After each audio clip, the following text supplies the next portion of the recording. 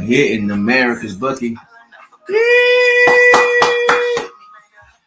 Let's talk to him. Let's talk to him. Let's talk to him. Let's talk to him, guys. I am excited. We have an awesome live stream planned for you tonight. So first and foremost, welcome to the late night show with your host, Dr. Kojo. And tonight we're talking about autism and complex post-traumatic stress disorder. All right. I see people have already lined up. They're here. They're introducing themselves. So go ahead and use the comment section to let me know your name and where you are checking in from. All right. We're streaming on a couple of different platforms here tonight. We're streaming on TikTok. We're streaming on Facebook. We're on LinkedIn. We're on YouTube. We're on Twitch. We're on Kick. We're also on Kick, guys. So we're streaming on 6 different platforms, all right? And we have an international audience. On TikTok, I see that we have Daniel checking in from Scotland. On Facebook, we have Kim checking in from Australia. Then we have our moderator, Leilani, checking in from beautiful New York City. We got Tennessee in the house. We got Nashville in the house, back-to-back Tennessee. We have my dog, Chase, checking in from Houston, Texas. Chase was at the show in Houston, and Chase gave me a gift. Chase, I appreciate the gift. I got the chain. And I got the packet. So shout out to my guy, Chase. He was at the first show of the big Neurodivergent Comedy World Tour. The tour is underway, guys, and we were in Houston. To kick off the tour. I couldn't think of a better place to kick off than Houston, Texas. The crowd was amazing. We kicked it off with a sold-out show. And I will never stop expressing my gratitude for the people of Houston. What a wonderful town, awesome people. We kicked off the tour, and in a day and age where gas prices are so high and there are legitimate reasons as to not want to step outside of the house, Houston showed up and showed out. So thank you so much. An amazing town. I'm so grateful. And now we are on to Tennessee. The next show on the big Neurodivergent Comedy World Tour is going to be in Nashville, Tennessee at the Zanies Lab. All right, the first show was sold out, but we still have tickets to the second show. So I'm so excited. Audrey on TikTok is asking, how was Houston? Houston was amazing. It's one of my favorite cities in the U.S. And I knew that going to Houston would be a good idea. And it was a great idea. We have people checking in from Fredericksburg, Texas tonight, Arkansas, Ohio. Oh, yeah. Okay, so we have a big autistic community, so maybe I have to specify. My actual dog's name is not Chase, but Chase West is my dog, if that makes sense. DAWG. So obviously, sometimes with autism, we can take things literally. But my dog's name is Zoara, D-O-G. My DAWG dog is Chase, who came out to the show. So just have to specify. We have people checking in from Italy in the house, Florida in the house, Arizona in the house. Somebody likes the hair. I appreciate it. I went to go spray my hair before this live stream so I could, I could be okay. They want the baby blue back in Houston. The Titans have the Houston Oilers colors now in our new uniform. So looks like we'll never give it back to Houston. But shout out to the Houston Oilers. A great team. Without the Houston Oilers, we would have no Titans. Oh, you realized it afterwards. Okay. We have Utah in the house. We have Haley checking in from Houston. I'm not surprised that we have a big Houston community. I'm not surprised. I'm happy to see y'all. On TikTok, we have Love from California, Edmonton, Canada in the house. Okay, Delina from Wyoming, Ram D from California. Okay, so people checking in all over Wisconsin. Oh, Teen Titans, that's funny. Phoenix in the house. Awesome. Guys, tonight we're talking about autism and CPTSD. And I wish I had the numbers on what percentage of people who have autism also have CPTSD. I don't have the exact numbers, but I would, if I was a betting man, which I am not anymore, but if I were a betting man, I would say that the overwhelming majority, if not the majority, of autistic people have CPTSD. There's a good chance that if you have autism, you also have CPTSD. Now, there are some autistic people who don't have CPTSD, and I would say that the autistic folks who don't have CPTSD probably were diagnosed early in life. This is the person who was diagnosed at 5, 6, 7, 8. They had parents who were on it, parents who understood that if you have autism, you need external support, and they put the proper support in place, and you had everything that you needed, which is amazing, which is what we want, right? That's what we want. Now, the rest of us didn't have that external support. Some of us were latchkey kids. We had to fend for ourselves. Some of us had to get it out the mud. And if that's how your childhood was, there's a good chance that you could have CPTSD as well as autism or ADHD or whatever else you have. As we wrap up seeing where people are from, we're going to get into the live stream. We have people checking in from France. And thank you. Thank you. Love from France. Texas in the house. Angie, thank you. Thank you. Thank you. Thank you. Thank you. Thank you. Awesome. Awesome. Awesome. Awesome. Marian says, I was not diagnosed until later in life. I have ADHD. There's a lot of us who fit that description. A lot of us. Before we get to the live stream, I want to see who we have here tonight. Drop a 1 in the chat if you have ADHD.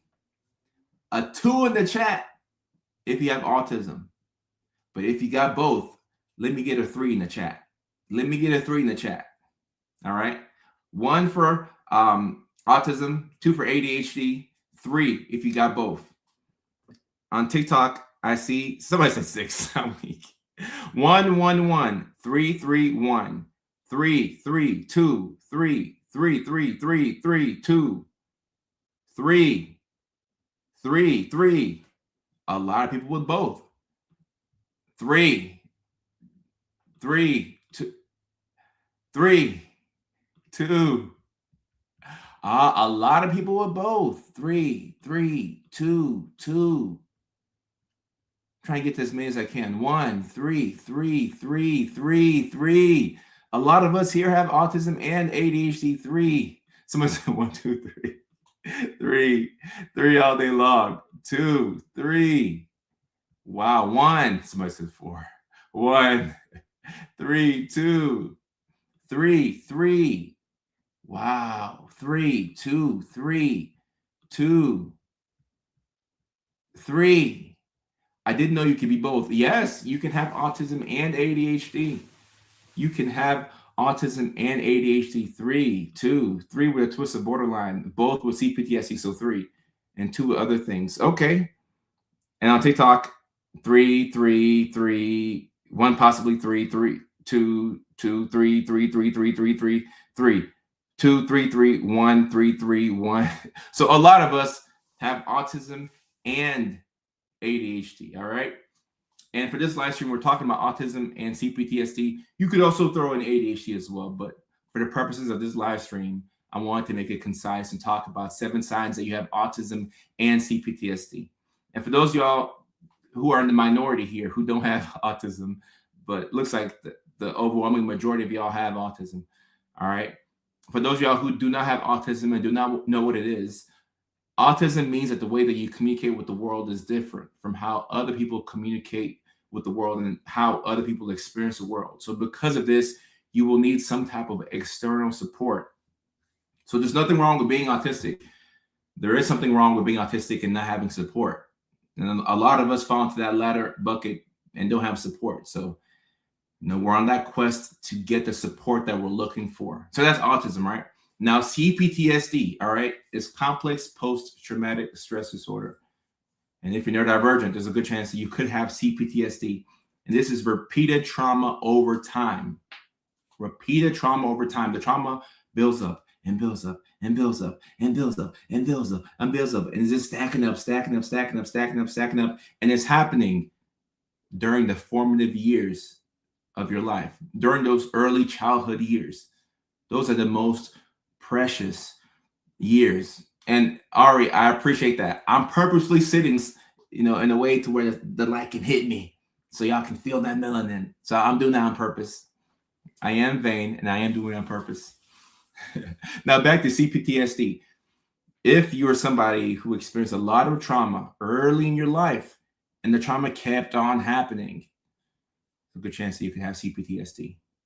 All right. Now, to differentiate CPTSD from PTSD, PTSD comes from a big traumatic experience that happens to you that you're not able to get over. So trauma happens, guys, in life. Trauma happens. This is part of life, right? So trauma happens, but the body is supposed to resolve the trauma that you go through. But sometimes your body cannot resolve that trauma, and it sticks with you. And many months down the line, many years down the line, you realize that you're still struggling with that big traumatic event that happened, and that's PTSD. All right. And CPTSD is similar, but it's trauma that keeps on happening. It just keeps on happening. All right. It just keeps on happening. And if you've been through a lot of trauma in your life, you're somebody who is likely hypervigilant. You're always waiting for something bad to happen. And you have a hard time relaxing. You have a hard time relaxing. It keeps on giving. That's facts. You have a hard time relaxing. Okay. And somebody on TikTok says, yes, and that's why I'm going through a divorce. CPTSD. Sorry to hear that. And some of us don't know the type of trauma that we have until we get into relationships. And that's the thing about relationships. I love love just as much as y'all love love. But when you get into a relationship, it's just you triggering the other person's trauma and vice versa. That's one thing I don't like about relationships. It makes me have to confront all my childhood trauma. I'm like, stop it. Stop it. Stop it. Jay says, hi, Dr. Safra. I'm very excited to see you at Zany's. Jade, I cannot wait to see you at Zany's in Nashville. I'm 3 excited. That's May 31st, y'all. The first show sold out in Nashville, Tennessee. So shout out to Nashville. I sold out a show in my hometown, so my dream has come true. I'm so grateful. I'm so grateful. And we added a second show because the first one sold out. So we still have tickets for the second show in Nashville, which will more than likely also sell out. So get your tickets to the second show in Nashville if you're in the Nashville area. So Nashville, Antioch, Murfreesboro, Cool Springs, Antioch, Redwood. Even if you're in Fort Campbell, Kentucky, make the drive. Come on down and come and see me. Come and see me. Congrats. I appreciate it. Shout out to my community. Shout out to my community. Day before my birthday. Okay. So you must be a June baby. Must be a June baby. And somebody said, same here. I've been separated for 3 years now. Yeah. Relationships bring out that trauma. You sometimes forget that you've been through trauma until you're in a relationship. And, before you know it, the divorce happens. It really, it sucks. It sucks. I want to see your wife. She's a beautiful woman. She definitely is. I miss you. But Sarah, I hate that I miss you in Houston, but Houston is one of the cities that I will come back to. I will come back to Houston. I definitely will come back to Houston. And right now, I do not know the city that I will shoot my special in, but Houston is one of those cities on the list. So after this tour is over, it culminates in a comedy special. I'll have to pick a city to shoot my special in. Houston's on the short list. Other cities that I'm considering: Nashville, Tennessee, obviously Los Angeles, the hometown, or at least like where I live now, and Juneau, Alaska. I'm considering Juneau, Alaska as a city that I could shoot my special in. So really good things, really good things. I love my Houston community and love my Nashville community. And also, I keep forgetting to say it, but we will be in New York City, June 11th, Chicago, June 18th, and we will be in Seattle, Tacoma, July 16th. We're going to add that link later once I get that. We don't have it at the moment, but we will add that link a little bit later. Tucson's like a mini LA. Actually, I don't know. I've never been to Tucson. I've been to Phoenix many times. I used to have an ex-girlfriend out there in Phoenix. So really nice area. Really nice area. All right, guys. So let's talk about the live stream. We'll talk about the comedy later.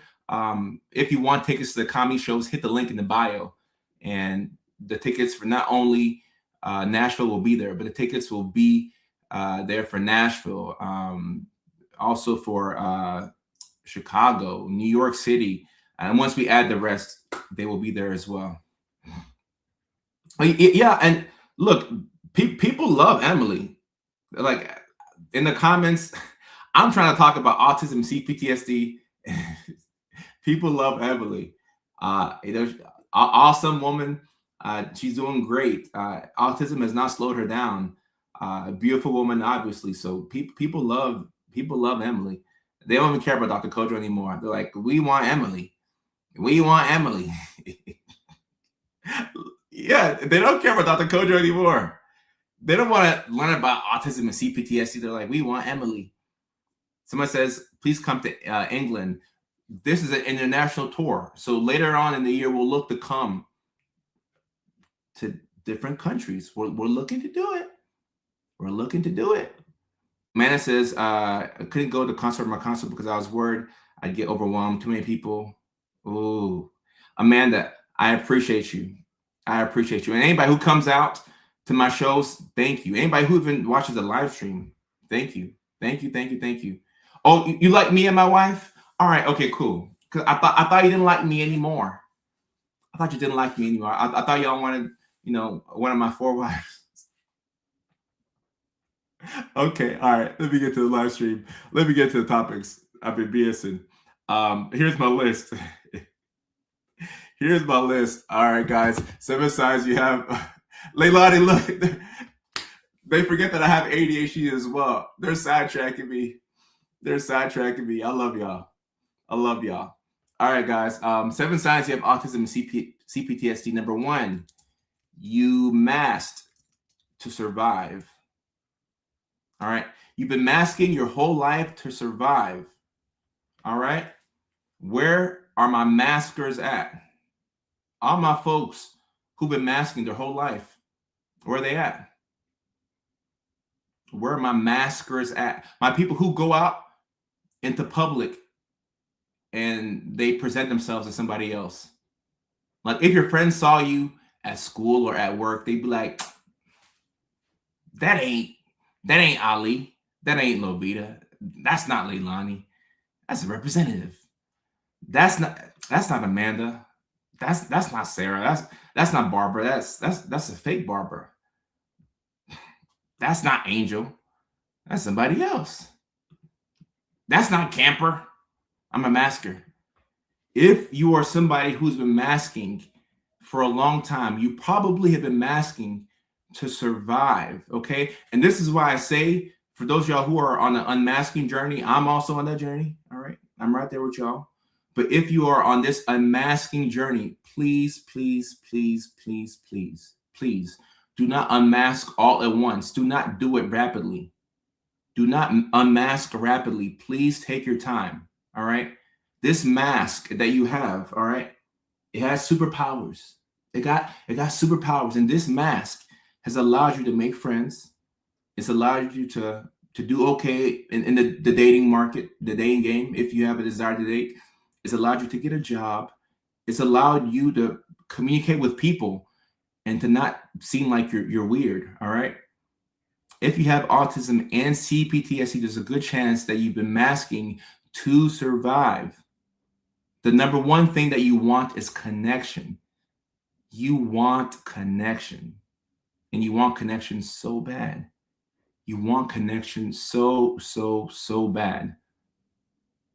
And the CPTSD part probably means that you were neglected as a child. Now, I'm not saying that you were neglected. I'm not saying that, all right? I'm just saying that you could have been neglected. And neglect can be just as harmful as outright abuse.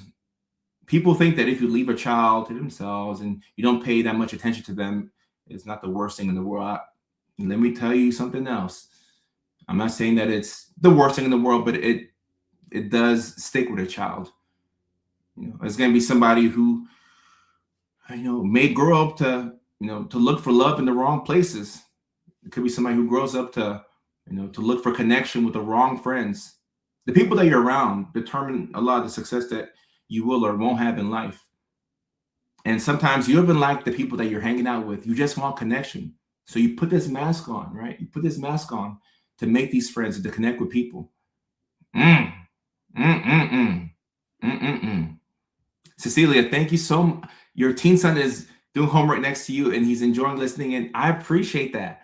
I try my best to be positive.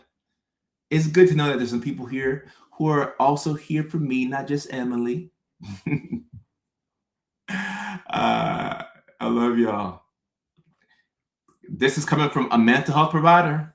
Lovita is board certified mental health provider, and she's saying that neglect before age 6 increases antisocial behavior.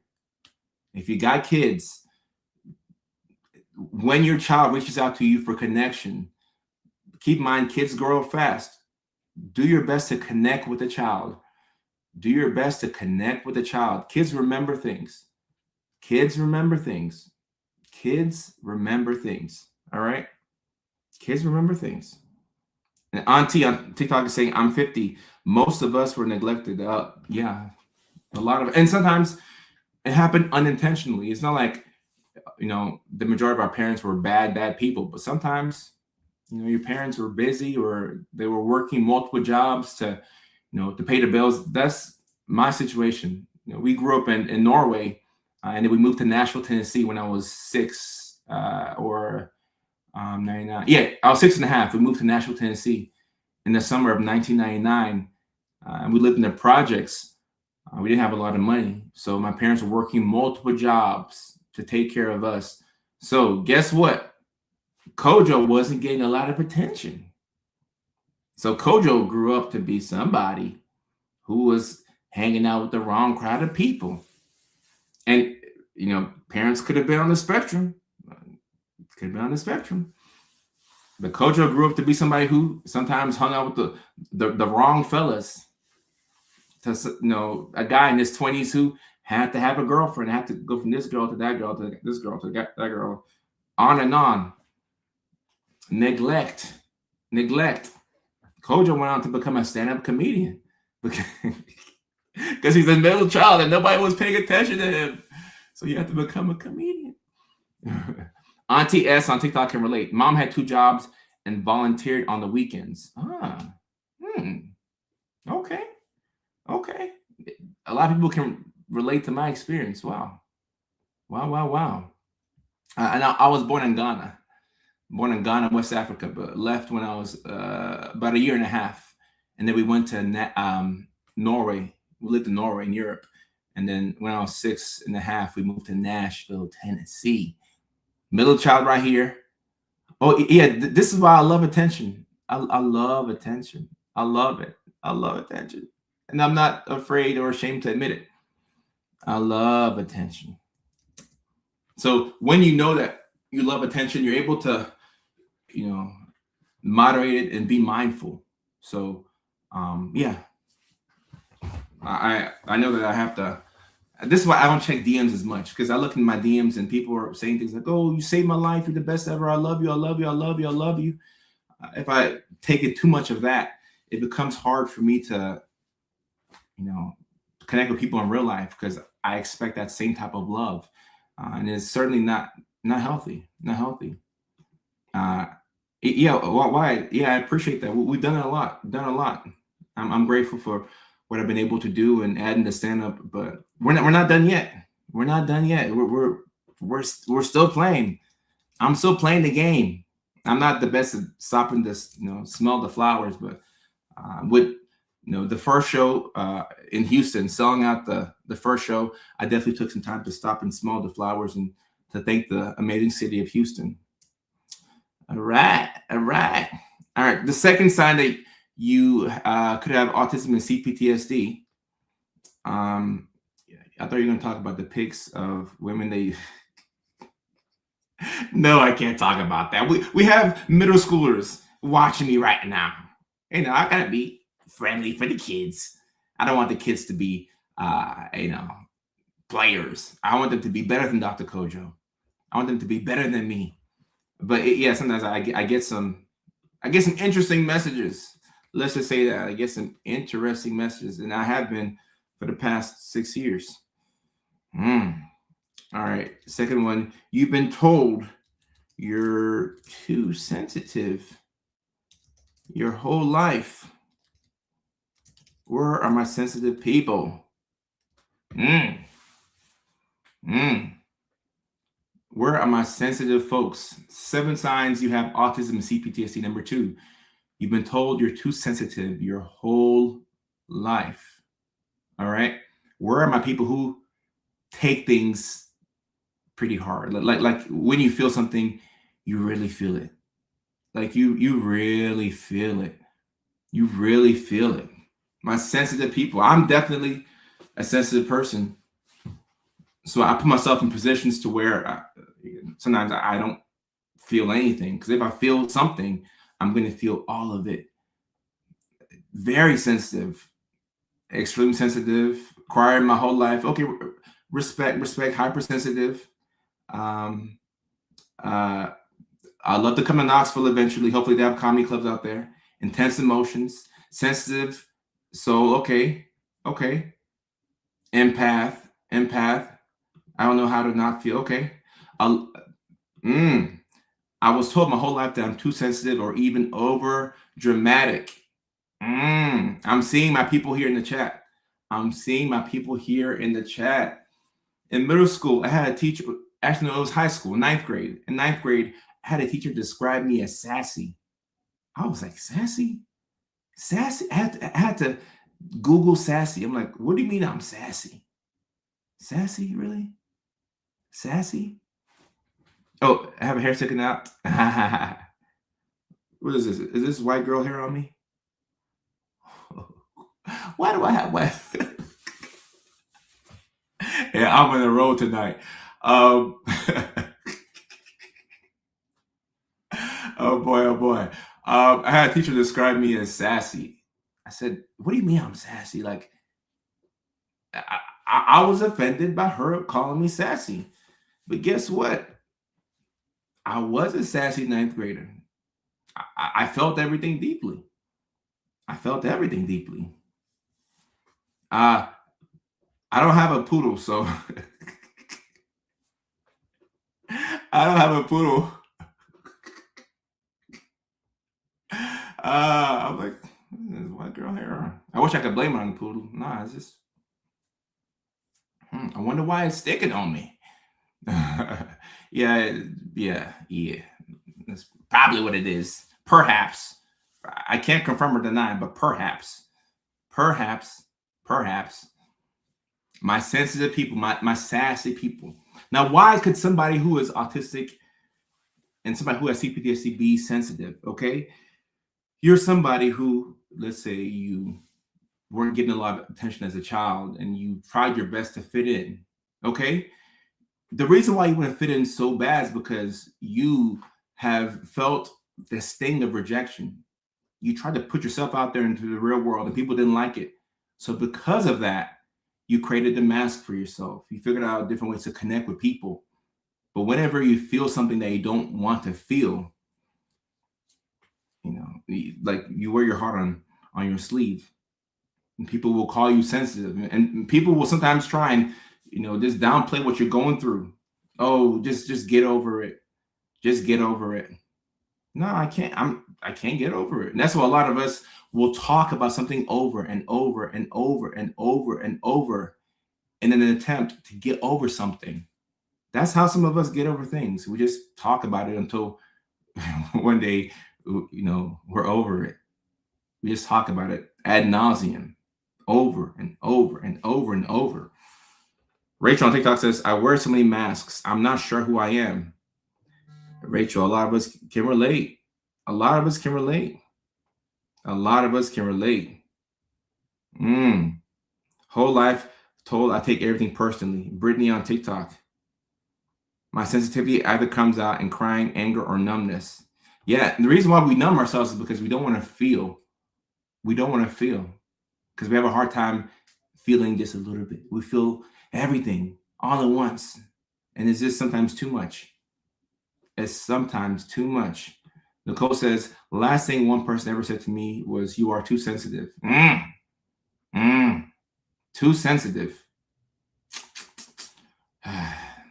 Too sensitive. Mickey Ficky.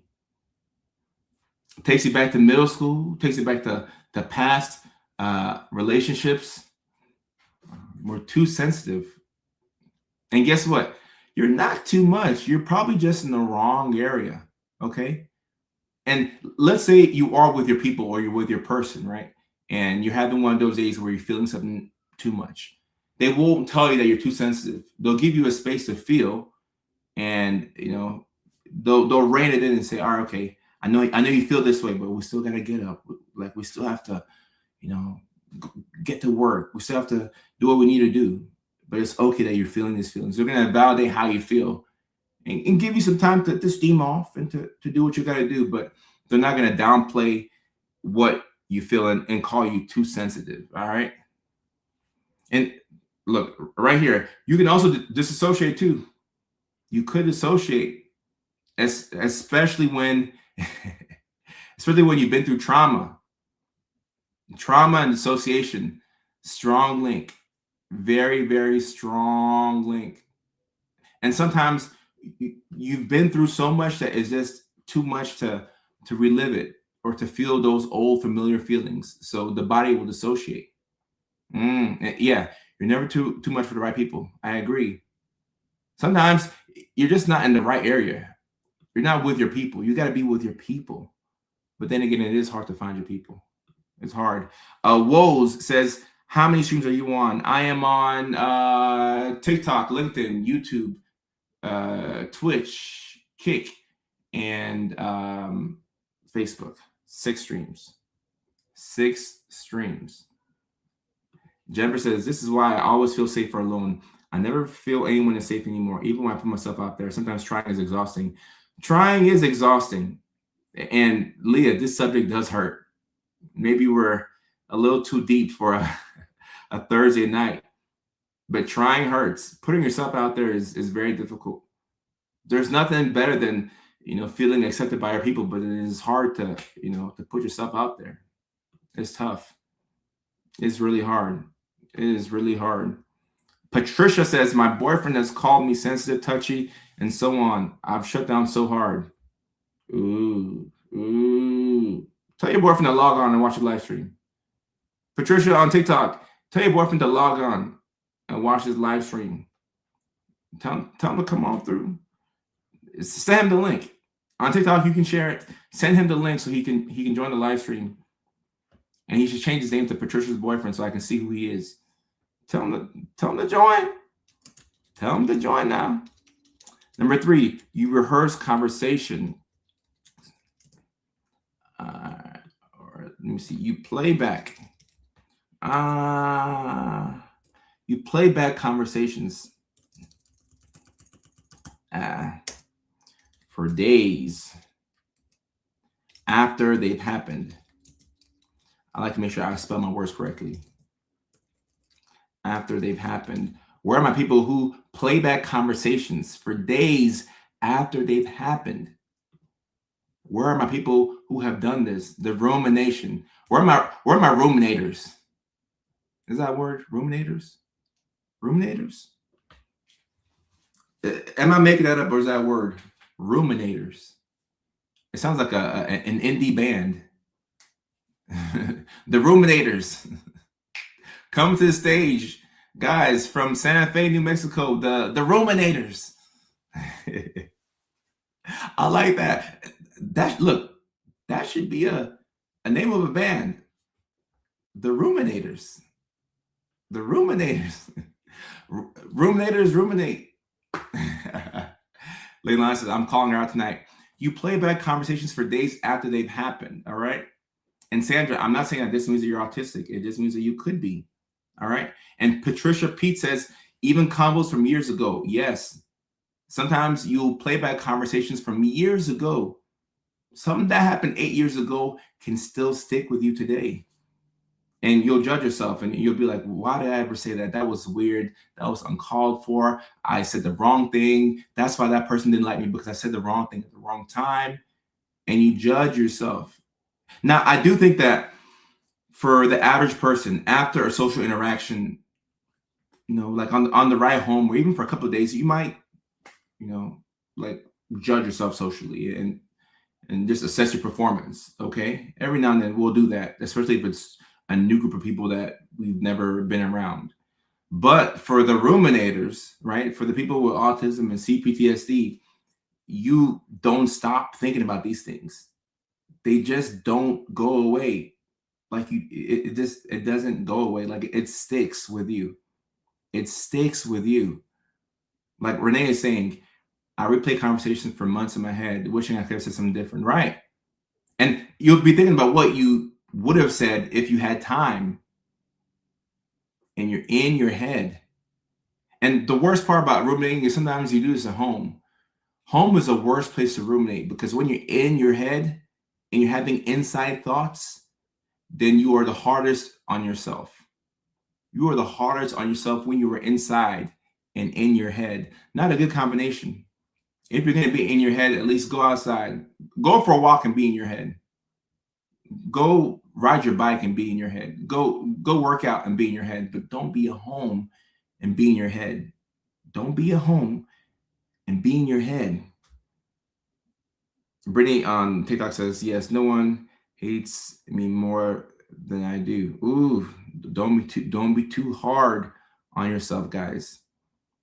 And Rachel says, in potential conversations that may not probably happen. The ruminators.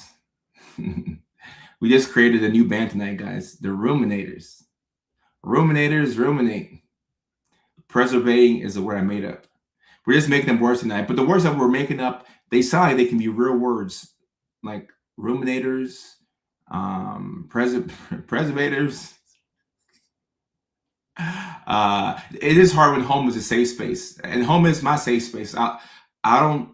There's nowhere that's better for me than home. Like I love being at home. I love being at home, but you have to get outside the house sometimes. You got to get outside of the house sometimes. Ruminators ruminate.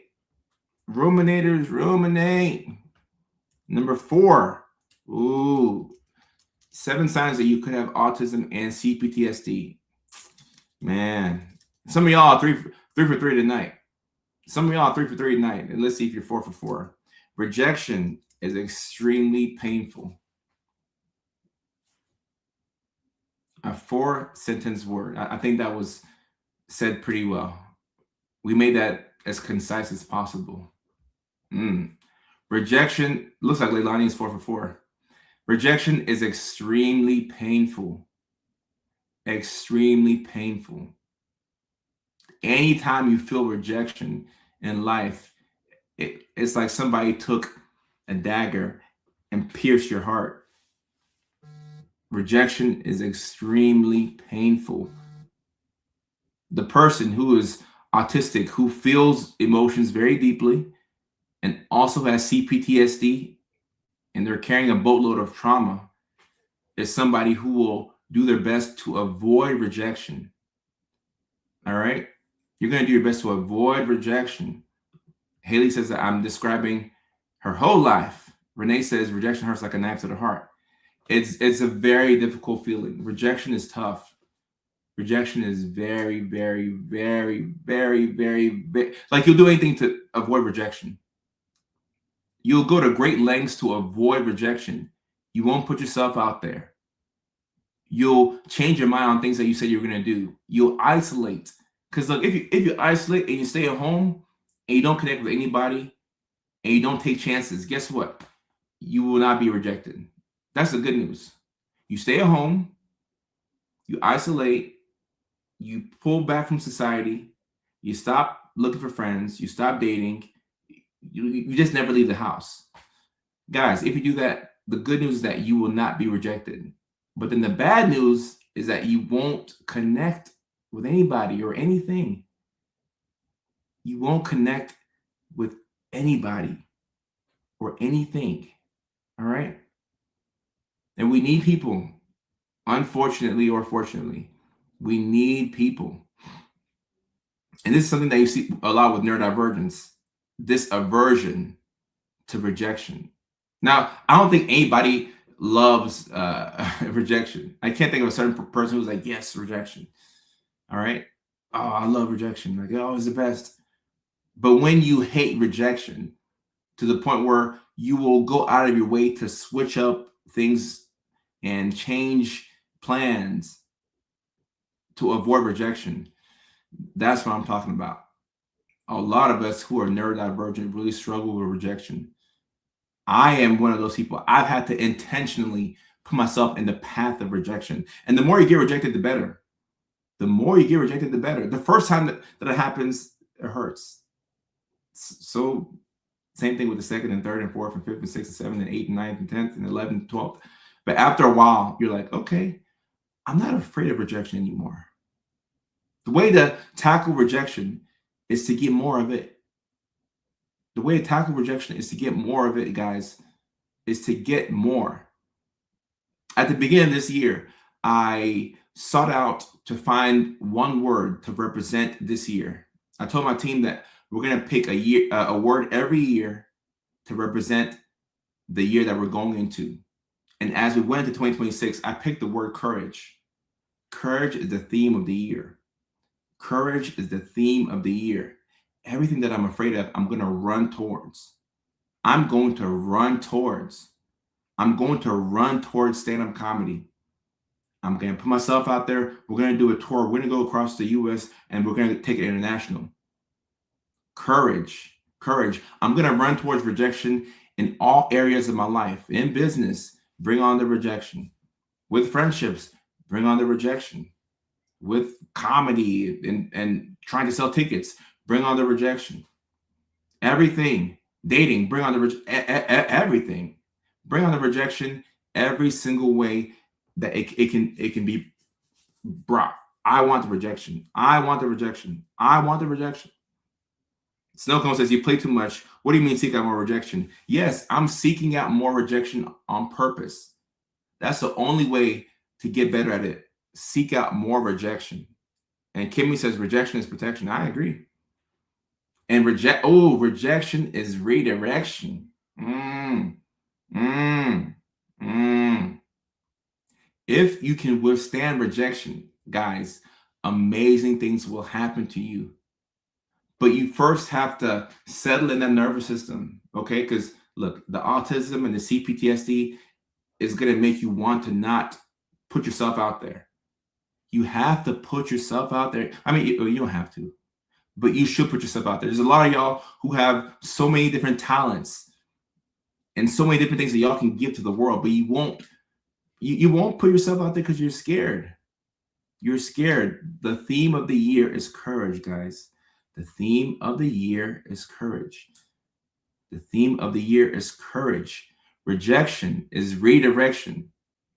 When you are no longer afraid of rejection, you become your most confident version. The African Girl series, I'll put myself out there. Do that. Put yourself out there. Put yourself out there, guys. One thing in life that you don't want is regret, okay? The difference between mistakes and regret is mistakes are things that you do that you wish you wouldn't have done. Regret is often things that you wish you would have done that you didn't do. You want to minimize your regret. You want to take the path of least regret. All right? You want to take the path of least regret. When you're old, and you're on your deathbed, you're like, oh man, I wish I would have done that. I wish I would have, asked out this person. I wish I would have gone to this school. I wish I would have tried this project, or, I wish I would have, moved to Cincinnati or Orlando or Los Angeles or whatever. But you want to minimize your regret. But a lot of our nervous systems are not calibrated to withstand regret. So you have to do your best to invite rejection. Run towards rejection. Run towards it. Run towards rejection. Chadra, my African heritage probably hinders me from learning about neurodivergence. I had to push my culture aside, and I had to do my best to learn about myself and the world. And I'm going to bring all that back to Africa. I'll bring it back to Africa now, because I got to go back and educate my people. I got to go back and educate my people.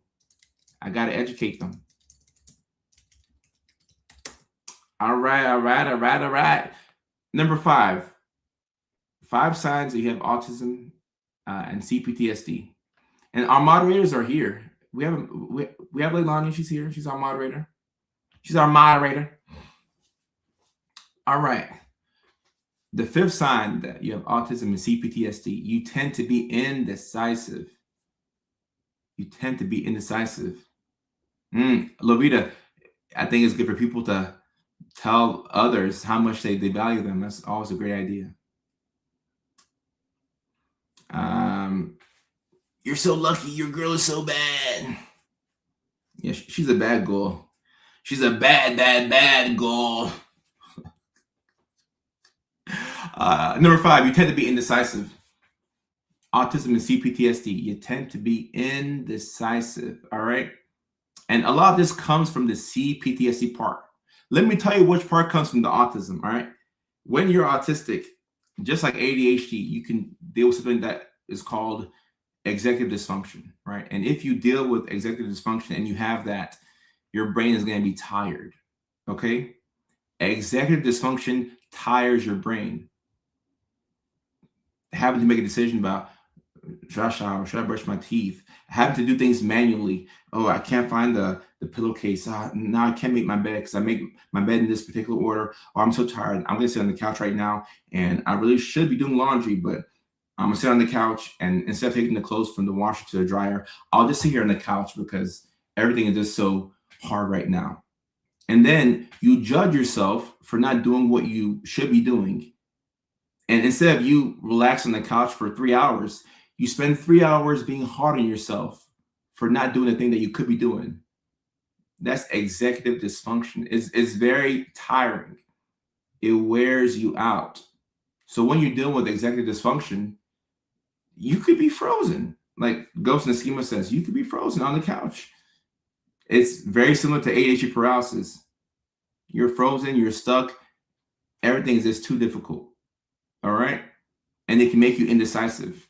You're sitting on the couch and you know what, you kind of know what you want to do, but doing it is difficult. The action is hard. So because the action is hard, you do nothing. And guess what? Indecision is a decision. But indecision is a decision to do nothing. All right. I got to say it again.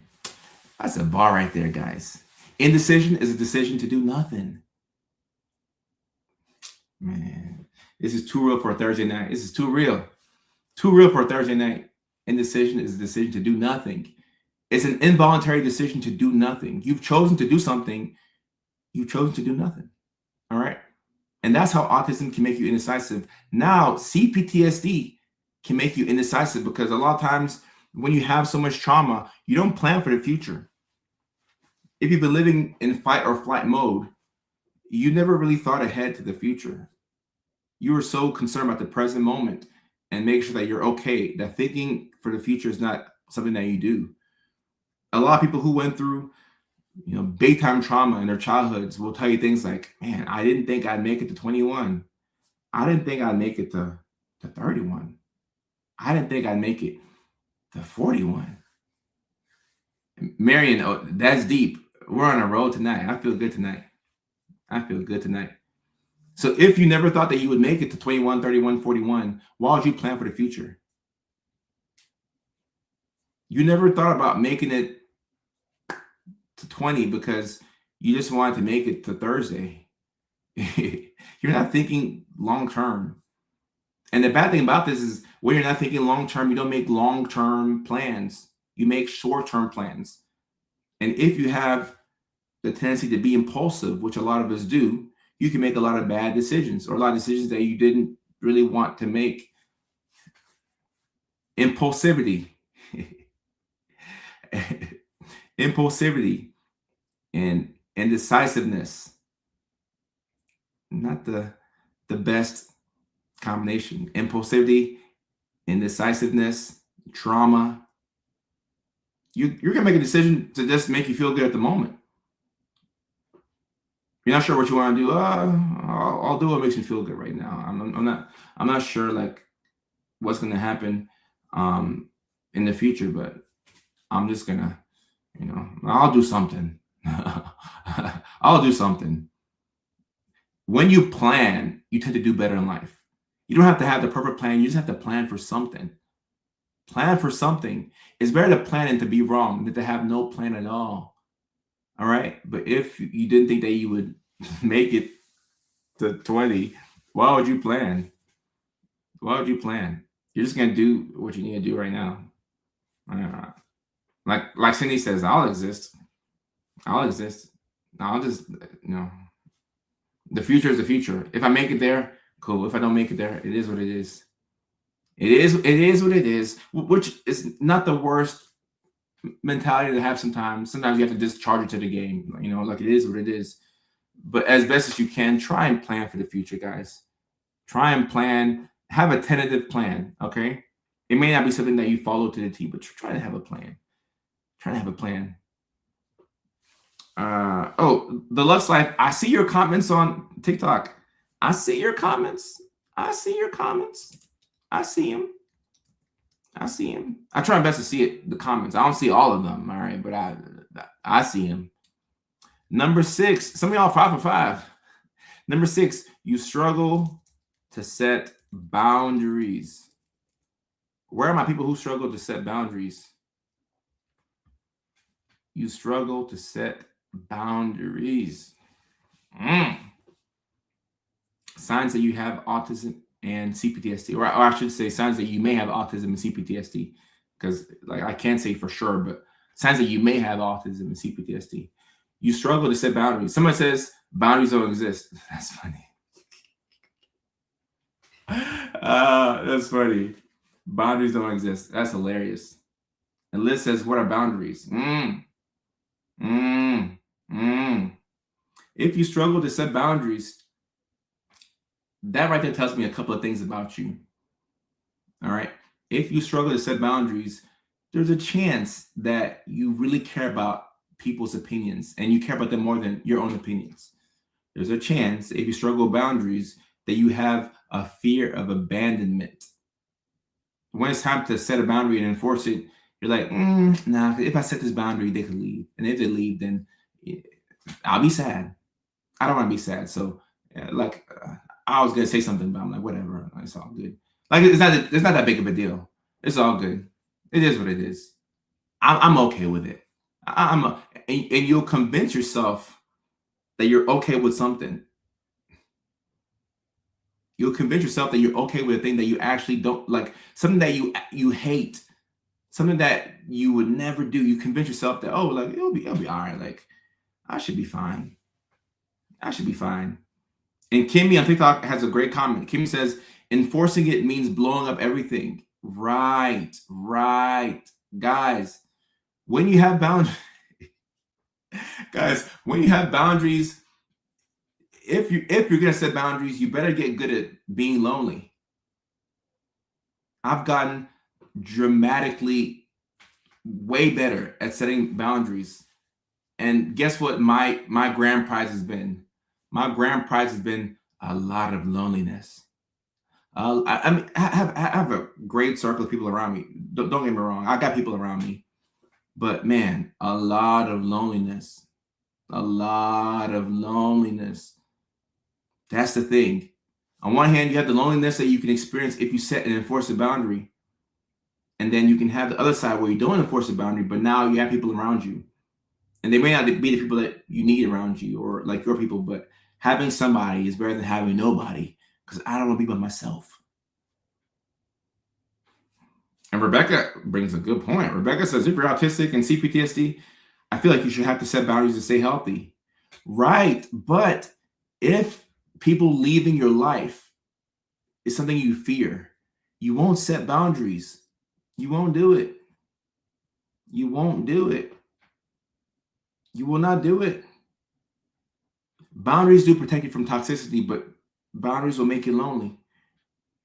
Are you okay with being lonely? Are you okay with potentially losing family support?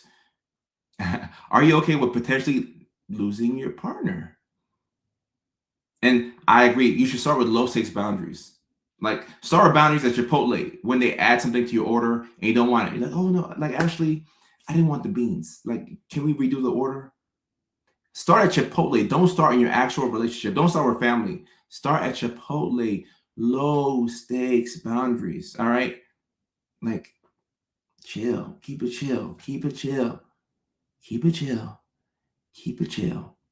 Keep it chill. And look, boundaries do bring you peace. So, guys, this is, man, I'm telling, there's nothing like peace. There's nothing like peace. Like, having a lot of friends is fun, and having people around you is fun, and having, like, just having everybody be happy with you and nobody being upset with you is fun. But you know what's better than all that? Peace. Peace. And whether you've gotten there or not, at some point you'll get to a point where peace supersedes everything. Peace supersedes everything. Everything. You'll walk away from things that you struggle to walk away from once you prioritize peace. Guys, peace is priceless. But if peace costs something, it'd be very expensive. It'd be very expensive. It'd be very expensive. Patricia on TikTok says, I only want people who are genuinely in my corner of my life. My circle is small, but tight. That's the way to go. And it takes us some time to get there. Like, take as much time as you need. Take as much time as you need. But when you get there, you can't go back.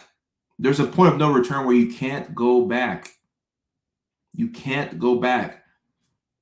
Fortunately or unfortunately, I've reached that point. Like, I'll walk away from somebody that, you know, we've been boys for a long time if a boundary is not respected. I'll walk away from a relationship. I'll walk away from a pretty lady if boundaries are not respected. In my 20s, especially my early 20s, I could not do that. I could not walk away from a beautiful woman if she disrespected my boundaries. I'm like, yeah, whatever. Like, it's cool. It's cool. Me at 23, oh yeah, it's all good. Like, yeah, I'm okay with what she did. Me at 33, I'm like, heck no. Oh, heck no. I'm gone. I'm gone. I'd rather be by my lonesome. That's the price of setting boundaries. You're going to be lonely. You're going to be lonely. Let me get those yams. What you talking about? I definitely did not mean to click that comments. I meant to click this one, but that's funny. Let me get those yams. Oh, you're talking about when I was in my 23. Oh, yeah. No, when I was 23, yeah, this is how I was. I was like, yeah, say whatever. Like, we're having sex tonight. I don't care. That was me at 23. And now me at 33 is like, oh, like, I don't care about shucking. I don't care about shucking. I don't care. I'll be by myself. I'll play PlayStation. That's how I knew that I graduated into becoming an unk. Like, when I'm like, you know what? It's all good. Like, yeah, like, this girl's fine, but like, I'll just play NCAA and Madden tonight. I'll hop in the game with the boys. Like, I don't have to shuck. Like, Mickey Ficky is not that important. When I hit that stage, I'm like, oh no, I'm a grown up now. I'm a grown up now. I miss being young. I miss being young. I've had to walk away from my family because they didn't respect boundaries. Look, family and loved ones and your partner, those are the people that it's the hardest to set the boundaries with. If you didn't care about somebody, it'd be very easy to set a boundary. Because like, you're like, okay, like, I just met you 2 weeks ago. Like, yeah, you can leave. I don't care. I don't care. I don't care. But when you care about somebody, it's like, dang. Oof. Like, I love you, but I'm gonna have to let you go. I'm gonna have to let you go. I need my respect. In fact, if you don't respect yourself, others won't either. It's not worth the Mickey Ficky. It's not worth the Mickey Ficky. JJ, Unk season is a good feeling. Right. I can Netflix and chill by myself. I can Netflix and chill by myself. Unk season. Girl, I don't need you. Do I want you? Hell yeah, I want you. Look at how you look, shaped how you like. Yeah, I want you. I want you, but I don't need you. And look, sometimes you set a boundary, and after sometimes I'll set a boundary, and then like after she leaves or whatever, I'll be like, why did I do that? No, I'm just kidding. Like, come on back, come back tonight. But then I'm like, no, no, no, no, no, no. I gotta put my foot down and give my respect. I gotta give my respect. And as a guy, once you can do that, that's how you know that you've grown up. You're officially an unk when you can do that. You're officially an unk when you can do that. You cross over into unk season. When I'm Mark, gotcha. Probably do, let me see, probably do another 15 to 30 minutes. Another 15 to 30 minutes. And look, we still have, we got one more. Yeah, we got one more. Yeah. Look, you can call it ego, but I think it's more so respect. And there is some ego in there too, but it's more so respect. Respect, guys. Respect. What did Aretha say? RESPECT. RE. This is Dusty Unks out here. Yeah, there are some unks out here who are 60 acting 15. Facts. Look, self-respect is hard. It comes at a cost. Everybody talks about self-love. Oh, I'm on my self-love journey. Oh, I'm myself. Okay. Self-love is all cool until you have to exercise it. Self-respect is cool until you have to exercise it. Nobody will tell you, oh, I don't respect myself. When was the last time you met somebody and they're like, oh, yeah, I don't respect myself. It is what it is. No, nobody's gonna admit that to you.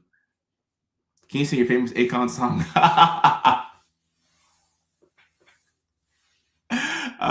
It's funny on TikTok. That's hilarious. That's funny. I can please me better than anyone can. I don't know about that, Sandra. I think I could think of I could think of some women that can please me better than I can please myself, but respect.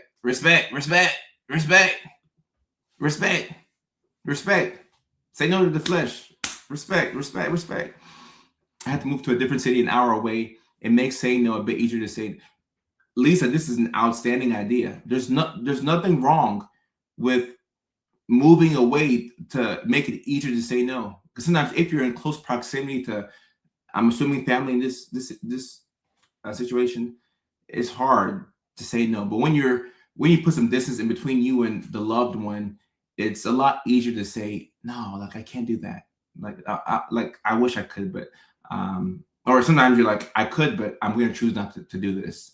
So putting some space in between you and the loved one can be a little easier. We haven't had any water. I met my water goal today, but let's get this water in, guys, before I drop the 7th one. Let's get this water in. Water. Get a little bit of water.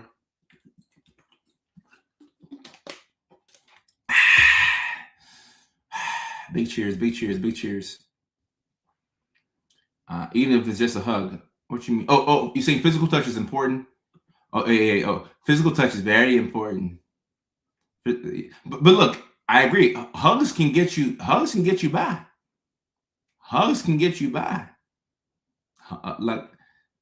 Like especially in my younger days, a lot of times that I thought I was horny, I just needed a hug. I was just like, I just needed a hug. I just need someone to come and hug me. I'm like, oh, I don't want to shuck. I just needed a hug from a big mama. Like, I needed a big mama to come and just hug me like this. Like Tisha on TikTok says, "Oh, heck to the no, no, Tisha, no. I need that big mama hug like this. The hug comes with like a little stem. We rock back and forth, left and right, left and right. Now, don't hug me too long, because like it could, big mama might take it to the next level. Just leave it at the hug. Just leave it at the hug. All right, leave it at the hug. Don't get too handsy.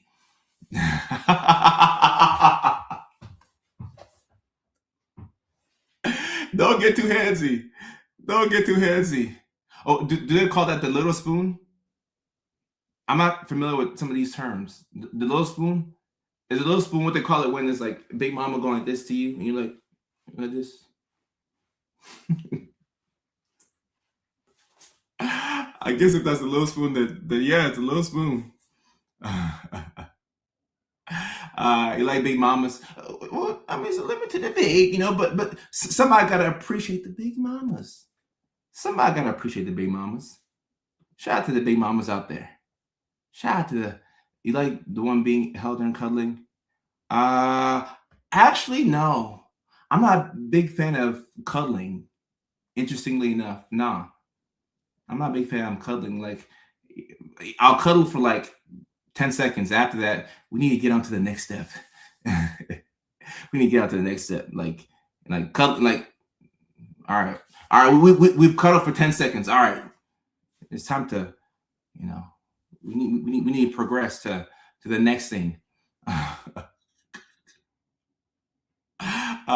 Cuddling is pointless, but like a lot of times you'll be dating a woman who's like, I want to cuddle. I'm like, oh, fine, I'll cuddle. Warm up the oven. I can warm up in 10 seconds. 10 seconds, yeah. 10 seconds I can warm up. Yeah. Short-term cuddle, like, yeah. I don't need a 40-minute session. No, I don't need, no, just 10 seconds. 10 seconds. 10 seconds, yeah. Cuddle real quick, like, okay, all right. Now it's time to move on to the main event. It's too hot. Yeah, it's too hot out here to be cuddling. Cuddling for what? What are we cuddling for? Natasha on TikTok says, I loved cuddles when I was young, but now that I'm older, I hate it. Yeah, like it's pointless. Like, well, what? These women who need 40-minute cuddling, I've met some of them, and I converted them to my game, my system of doing things. We're not cuddling for 40 minutes. Nah, we're not cuddling for 40 minutes. No. In 40 minutes, I can wash the dishes. I can get the clothes from the washer to the dryer. They can be dried. I can sweep. I can mop. 40 minutes is a long time. No, no. Somebody says, I love cuddles, but only if I'm in the mood for them. I have never been in the mood for cuddling ever in my life. Yeah, let's get to business. I'm a businessman. I got 2 businesses. I'm a businessman. Let's get to business. I'll get your dog to cuddle with. Okay. Now, if it's your dog, you gotta give your dog some love. You feel me? You gotta give your dog some love. But my lady, we're not cuddling for 40 minutes. No, we're not doing that. No, ma'am. No hand. No turkey. Hold hands and have handbrakes in between. Okay, interesting. Until you're married to someone who, no, you tell your person that we're not cuddling for 40 minutes.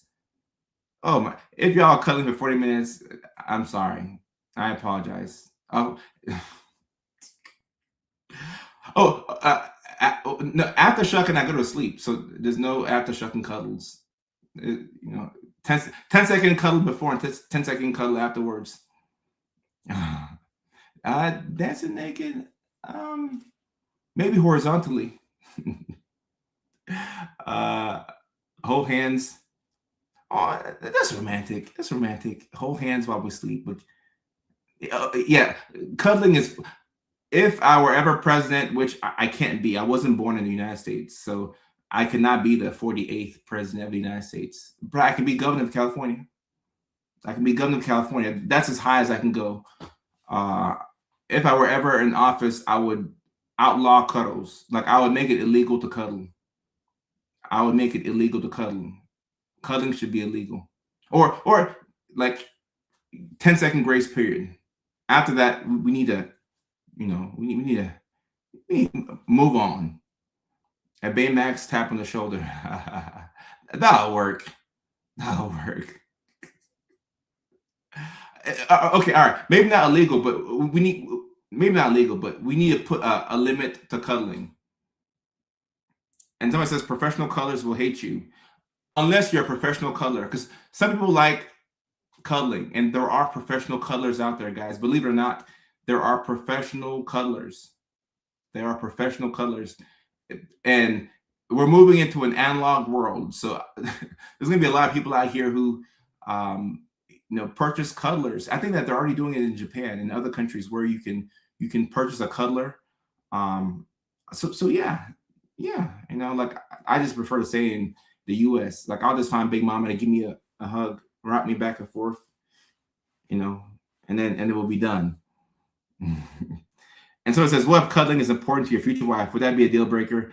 Yes, guys. I'm neurospicy. I have sensory issues. You'd be cuddling for an hour, and then after that, you try to get to the next step, and she's like, "I'm tired." Oh heck no, we're not doing that. You tricked me. You tricked me. You tricked me. I'm not really a fan of being touched. Like just like on a day-to-day basis, just like touch me. Like I'm not a fan of being touched. But like if the touch is like, I remember saying this in high school to my sister. I told her that I don't like touch unless it's sensual. Like if the touch is going somewhere, I'm like, okay, yeah, please touch me because it's going somewhere. But if it's not going anywhere, I'm like, what's the point? Like what's the point? What's the point? What's the point? 3 minutes, Amanda. I'll give you that. 3 minutes. Maybe 10 seconds is too short. I'll give you 3 minutes. And Rachel says, Rachel on TikTok says, 19 years of marriage, and I hated cuddling when we first got married, but now I enjoy it. Okay. So respect. There are some cuddlers out there. I didn't know that we had a lot of cuddlers out there like that. I didn't know that. I did not know that. Did not know that. I understand my husband will respect that I don't like being touched or cuddled. And look, when you're dating somebody, they should be aware of your sensory preferences. And some of us don't like being touched. Look, there's a lot of autistic people in this, live stream. Some of us don't like being touched. Okay. And I can relate to that. Some of us don't like being touched. Now, when I'm at a public event or like comedy shows, then that's when I like being touched. Like comedy shows, meet and greets, when I'm doing a keynote speech somewhere, like then I'm a hugger. I have to ask people, I'm like, are y'all huggers as well? But like in my day-to-day life where I'm just going to the store, I'm like, if I see somebody I know, okay, I'll hug you. Or if, it's Big Mama and she want to rock me back and forth like this. Yeah, I'll let Big Mama rock me back and forth for a little bit. Nashville is my hometown. Yep. And I'll be there May 31st at the Zany's Lab. The first show was sold out, but the second show we still have tickets out there. I need to find Big Mama. So Big Mama can be, and I did not forget number 7. I'll give her number 7. Don't worry. I'll give her number 7. But Big Mama can be, I mean, a Big Mama can be somebody who's 115 pounds, right? She can be 115 pounds, or she can be 180. Like Big Mama is just a term. It's not like a literal term, but I mean, it could also be a literal term, right? So Big Mama has a wide range. A fine mama can be called a Big Mama. A fine mama can be called a Big Mama.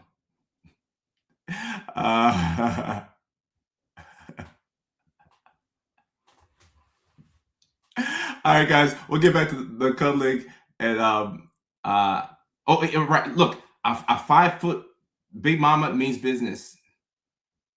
Mm-hmm. Mm-hmm. So many mamas. And like I said, she can be 130 pounds or 180 or whatever. Like a lot of different ways to define a big mama. Let me give y'all the seventh one, and we'll get back to it. But it wouldn't, like Leilani's right. It wouldn't be a Dr. Dakota live stream if we didn't go all around the world before the last one. All right, seventh sign that you have autism and CPTSD. All right, therapy often doesn't work for you. Therapy often doesn't work for you. Okay, Mama Dragon. I have to see how I like that term, Mama Dragon. That's funny. Therapy often doesn't work for you. Okay, so therapy works for a lot of people, but some of us, especially those of us who are autistic and have had to mask and are very aware of the world and have CPTSD and are hypersensitive to everything. Look, the person who has autism and CPTSD is hypersensitive to everything. They can tell when the mood has changed in the room. They can pick up on some of these small signs. So if you're that hypersensitive to the world around you, there's a good chance that you're also very aware of yourself. And if you know yourself at an intimate level and you know what you struggle with, sometimes therapy can feel pointless to you because you already know what your problems are. You just need help getting from point A to point B. That's what you need help with. The therapist is pointing out things that you could work on. You're like, I already know this. I knew this when I was 14. I've been knowing this. But how do I get from point A to point B? How do I get from point A to point B? And this is why I love neurodivergent people. Therapy by itself is not gonna cut it. It won't cut it. You need therapy. You need meditation. You need to give yourself some time to be introspective. And also, you need to be nicer to yourself. You cannot shame yourself into getting things done. You cannot shame yourself into getting things done.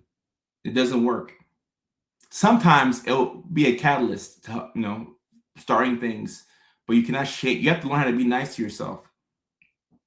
And that was very difficult to me because I'm the type of person, like, I work off of spite.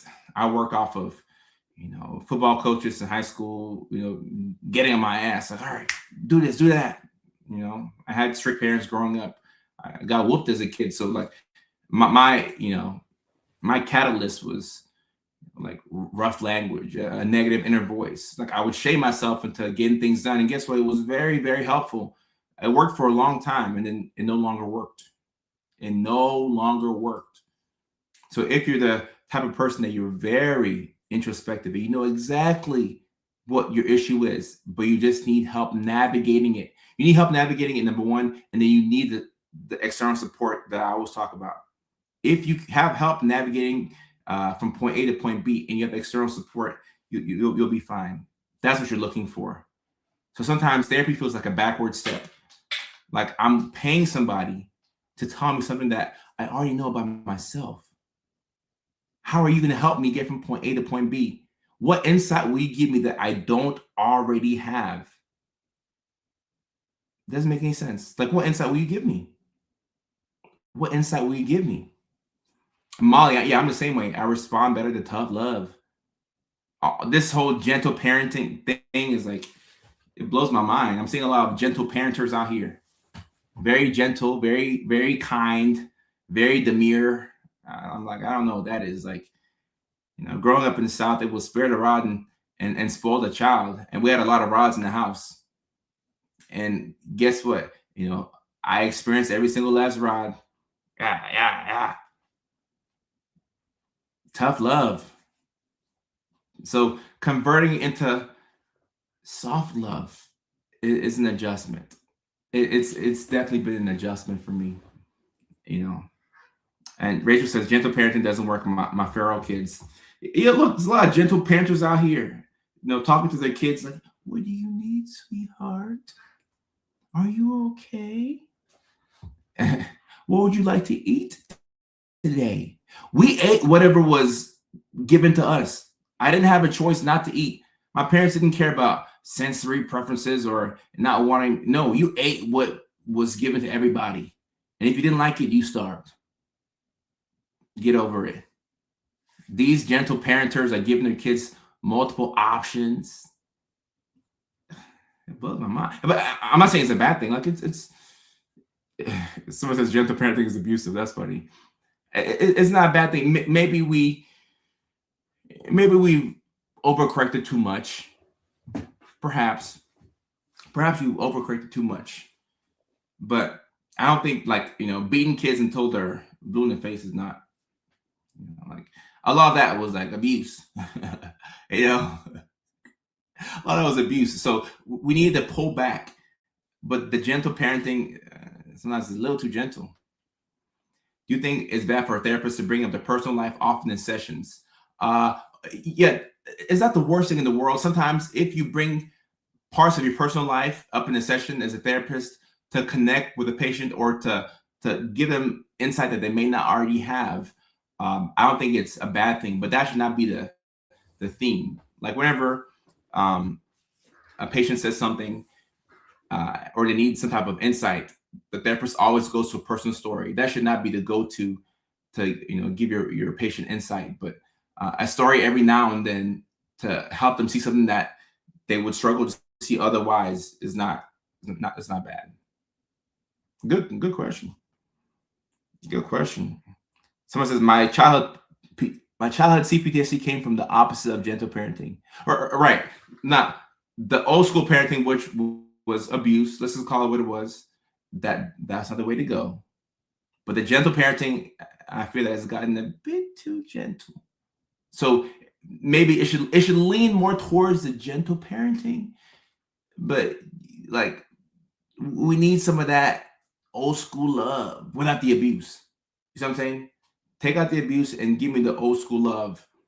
Like take away the 8th place trophies, and we need to have competitions. There should be a first place, a second place, a third place, a fourth place. In school, like we need to mimic real life. In real life, there are consequences to things that people do, and there's not multiple winners in real life. Now, in elementary schools, kids will do competitions, and they'll say that everybody's the winner. It's like the whole class is the winner. That's not real life. Everybody doesn't win. You have winners and losers. So we shouldn't give everybody trophies for participation. That's not preparing kids for the real life. At the same time, we don't have to bring back that abuse from the old school, because that was abuse. That was abuse. Molly says, I don't parent due to physical abuse as a child. Right. We can take out the abuse and still effectively parent kids. Yeah, JJ, facts. Get rid of the participation trophies. Get rid of them. Get rid of them. Get rid of them. And I don't think I would smack my kids, honestly. And I never thought I'd say that, growing up. But if anything, do a little tap. No, coach, don't do that. Like a little tap, something like that. But I wouldn't do it. I would leave it to my old lady. I would let her spank the kids, and after that, she can come and spank me.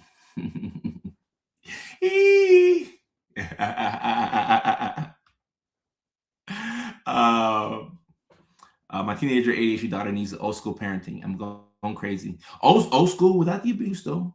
Old school without the abuse. Old school without the abuse. Growing up in Tennessee, they had the paddle. Teachers were back in 1999, 2000 in elementary school. Teachers could beat kids. I know it'll blow y'all's minds, but teachers could beat kids. There was a form that you'd be sent home with, and you would give to your parents, and you can either check a box, yes, teacher can beat my child, or no, teacher cannot beat my child. Yes, back in the day, teachers could spank kids. Well, at least in the South, with the paddle. At least in the South. Oh, no, yeah, extra spicy tonight. Yeah, my old lady can spank me. After she spanked the kids. And not with the paddle now. Not with the paddle. I don't want her to spank with a paddle. I don't, you know, just the regular shucking. The regular shucking. My elementary coach spanked us on our birthday. Wow. Oh, wait, yeah, you grew up in my era. We had a paddle in school. I grew up in Texas in the 80s. Guys, I promise you this used to happen. The kids today would not believe it, but this used to happen. They used to paddle kids in school. And on TikTok, someone says, yes, I was paddled for talking. I remember this, and I'm from Texas. Look, these kids don't know. You used to get, my goodness. Oh my goodness. Oh, you saw it coming. You know me well. Your old lady can spank ya. Then he bring back shame because only so many bully stories, and there's a lot that we have to do to fix these kids. And if you don't have kids, you're not concerned about what's happening in the elementary schools. So some of us have to start having kids so we can get into these schools and we can make a change. He uses his hand. Oh, he uses his hand, not a paddle. Oh, heck no. Oh, heck no. I was paddled for during a good fight. Wow. Well, I got paddled in the second grade in Memphis, Tennessee. Yep. Okay. So y'all can relate to what I went through. We're getting so old, man. We're old. You got it at school and then again at home for getting in trouble. Right. Yep. On TikTok, yeah. You would get paddled at school and then you would come home and then you would get paddled again. Oh my goodness. Oh my goodness. Oh my goodness. Oh yeah, I'm gonna have 6 kids. Unc got to get busy. Unc got to get busy. Your whole neighborhood would be. That's funny. Wow. Yeah. Okay. That's how it was back in 1999 in Nashville, Tennessee. The paddle. I remember my teacher was being very mad that they couldn't paddle us in the late 70s. It was new. So it started in the late 70s, huh? This whole paddling thing at school. But I don't think I would let teachers paddle my kids. Yeah. I'll find other ways to discipline the kids. No phone, no PlayStation. Like there's ways to, set a boundary without a paddle. They hit you with a shoe or a belt. Oh yeah, well, Hispanic culture was just like the African culture. Like we got hit with whatever was closest. Whether a belt or a shoe or a broom, dustpan, whatever was in the vicinity. Oh my goodness. Yeah, but getting home was the worst part for sure. A wooden ruler, Tijuana, Mexico. Wow. Yeah, it's a good thing that we stopped the paddling. 1976, I got paddled in school. Wow. So this thing started in the 70s. I don't have Baltimore on my list of places I'm coming to, but I'm looking to add DC at some point. DC, Baltimore is close. It's close. My twins never experienced that. Bamboo stick with the bamboo growing in the backyard. That's diabolical. Grow bamboo in the backyard so that way you can use it. Oh my goodness. Yep. Your parents finish you off at home. And I'm happy that we pulled back on that part. I'm happy that we pulled back on that part. Someone says, this is imperative. Do you like cheesecake? Yeah, cheesecake is all right. Cheesecake is decent. I like cheesecake. Philadelphia.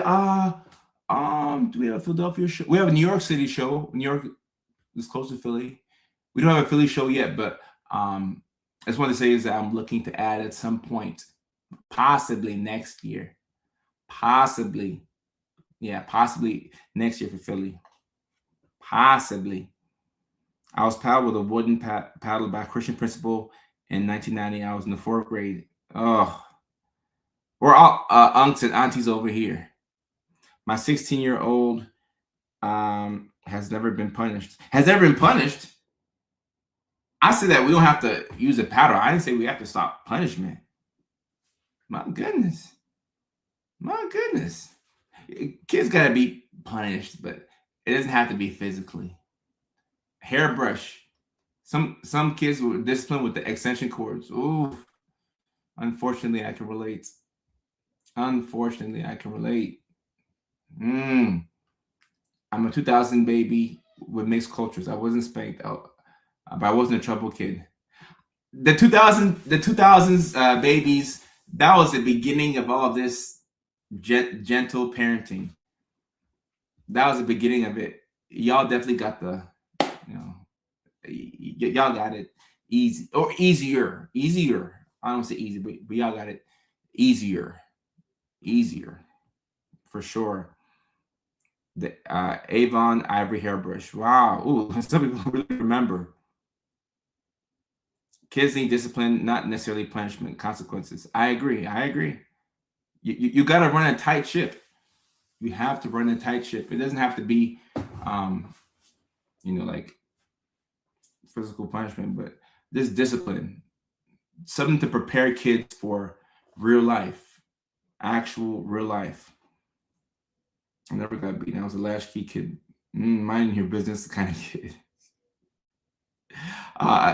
Do you know how they would do it in Ghana? Luckily, y'all weren't in Ghana. So when we were living in Norway, my parents took us back to Ghana so we could see our culture. And we had to go to school while we were in Ghana. We were there for a month, and we were forced to go to school. One day in class, all of the kids were really bad. So the teachers lined up all the kids, and all the kids were going to get the paddle. And as a demonstration to show all the other kids, hey, like, this is what you're about to have to do. We all lined up in the line, and the kids would lean over a desk. They pull your pants down and give you the paddle. And they'll pull your pants down in front of the whole class. Involuntary free balling. And everybody would have to go up and get a paddle in front of the whole class. And I remember I was in the class where everybody was bad. And I was in the back of the line, and I was like, please, Lord, I don't want them to pull my pants down. I don't want the girls to see me. I want them to pull my pants down. Please don't pull my pants down. And luckily, Lovita, look, if I'm lying, I'm flying. If I'm lying, I'm flying. If I'm lying, I'm flying. They lined us up, and you got to see every kid's willy, every kid's butt. They lined you up. But luckily for me, as I was getting to the front of the line, my uncle came to school, and my uncle talked to the teacher, and he told the teacher that my sister and I weren't actual students at the school, and that we were on vacation. We came from Norway. We were international kids. And the teacher pulled us out of the line, and I didn't have to pull my pants down. I was like, thank you, Jesus. Thank you. Like, my heart was racing. I'm like, please, oh my gosh, we're going to put my pants down in front of everybody. My goodness. Ghana. This is Ghana 1998. So what, 28 years? Oh, dang, that's a long time ago. Oh, no, I'm an unk. 28 years ago, that's how they were doing it. Unk for the win, yeah. No, depending on what she looked like, she could put my pants down, but not in the class where everybody can see me. Man, thank you, Lord. My uncle came and saved us. My uncle came and he saved us. Thank you. Thank you. Uncle Nana came and saved us. Thank you so much. Thank you so much. I'm like, look, we're from we live in Norway. We're just here on vacation. We don't go to Sunbeam Elementary School. I'm not like these other African kids. I'm African, but I don't live here. Give me special treatment, please. Give me special treatment. My goodness. That type of punishment was, And Auntie says they did that in my mom's generation on TikTok. Yep. Lux Life, this was 1998, 28 years ago. 28 years ago, Ghana. 28 years ago. Yeah, Rachel, I grew up in Norway for almost 6 years. And then we moved to Nashville. Yeah, my uncle deserves a gift. He deserves a gift. I'm not sure if he remembers that story, but I gotta let him know that he saved us back in 1998. He saved us from embarrassment. Big time. Big time. Whew. But yeah. Yep. My goodness. There you go. You're noticed. Hi, Noah. There you go.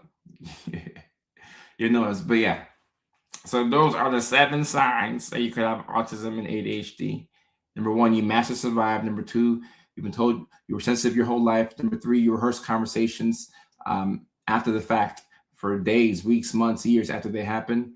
Number 4, rejection is extremely painful. Number 5, you tend to be indecisive. Number 6, you struggle to set boundaries. Number 7, therapy that often doesn't work for you.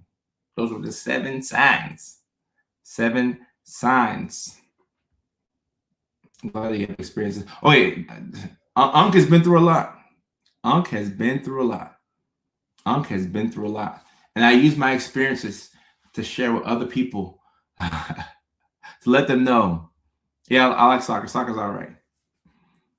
And somebody on TikTok said that they're going to look into proper testing because they know that they are. Guys, getting proper testing, it can help to confirm a diagnosis. It can really help you out. We've been stimming tonight. We've been having some good stims tonight. Really been stimming. The last one was therapy often doesn't work for you, Nicole. And someone says, do you still take medication? Yes, I still take medication. Like I'm still neurospicy at the end of the day. Yeah, I'm gonna call my mom tonight. Thank you for the reminder, Andrea. Thank you for the reminder. Yeah, I still take meds. Guys, at the end of the day, I'm still neurospicy. Like I'm still liable to do all of the things I listed on this list. Oh, first 3 again. Oh, let me go slower. Keep out the list again. Number 1, you enjoy Big Mama. I'm kidding. Number 1, you masked to survive. Number 2, you've been told you're too sensitive your whole life. Number 3, you rehearse conversations after the fact for days, weeks, months, years. Number 4, rejection is extremely painful. Number 5, you tend to be indecisive. Number 6, you struggle to set boundaries. Number 7, therapy often doesn't work for you. And those are the 7 signs that you may have autism and CPTSD. I didn't realize I was going so fast. I do that sometimes where I talk so fast. Someone says, you think you can do better without them? No. I mean, at one point I thought that I could do better without the medications. And then when I got off of them, I realized why I needed them and I went back on them. So no shame for me in my game with medications.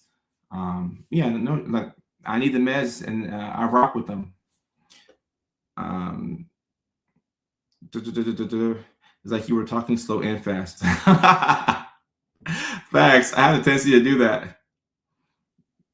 I don't take meds. I'm neurospicy from trauma, but I've been healing it. Guys, look, meds are not the only way to do this. It's not the only way, like you don't have to take medications, but you have to find support some way, somehow. And look, what I found is that when you don't get support, you can look for support in the wrong ways, in the wrong areas, and then now you're going backwards. So for me, I just want to go, take my meds, just go the textbook way, and not self-sabotage, because you can win by not losing. Keep that in mind. You can win by not losing. So you just have to not lose. You have to be consistently not stupid for long periods of time to succeed in life. That's the key to success. Be consistently not stupid for a long period of time. That's all it is to be successful. So I have to get out of my own way. I gotta avoid the big mamas and avoid, the people trying to, shock me.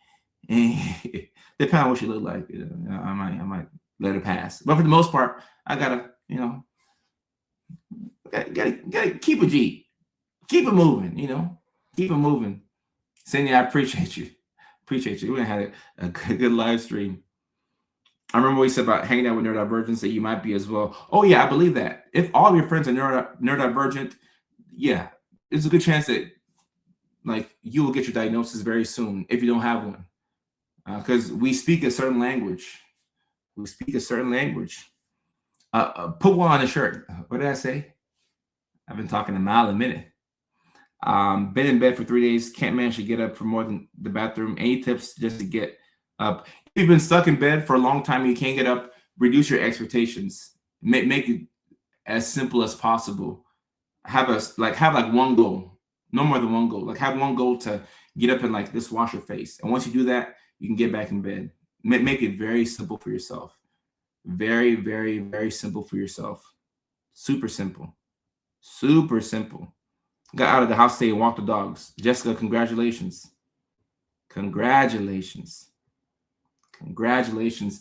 Emily, I'm not sure what happened today in Tennessee. I don't really keep up with politics. I do that intentionally because it can be very distressing. But I do need to keep up at least somewhat. But regardless of my lack of knowledge, I'm sorry that you've had such a hard day, and I hope that the rest of the day gets better. I know it's almost 10 o'clock over there. Hope it gets better for you, and hope that the rest of the week and the weekend is memorable for you in the right way. Hope that it gets better. Hope that it gets better. I have 2 emotional certified cats. They're the only ones I want around me. And pets are, speaking of pets are a great companion and friend for a lot of us. Those of us who don't want to be with like people and things like that, pets are great.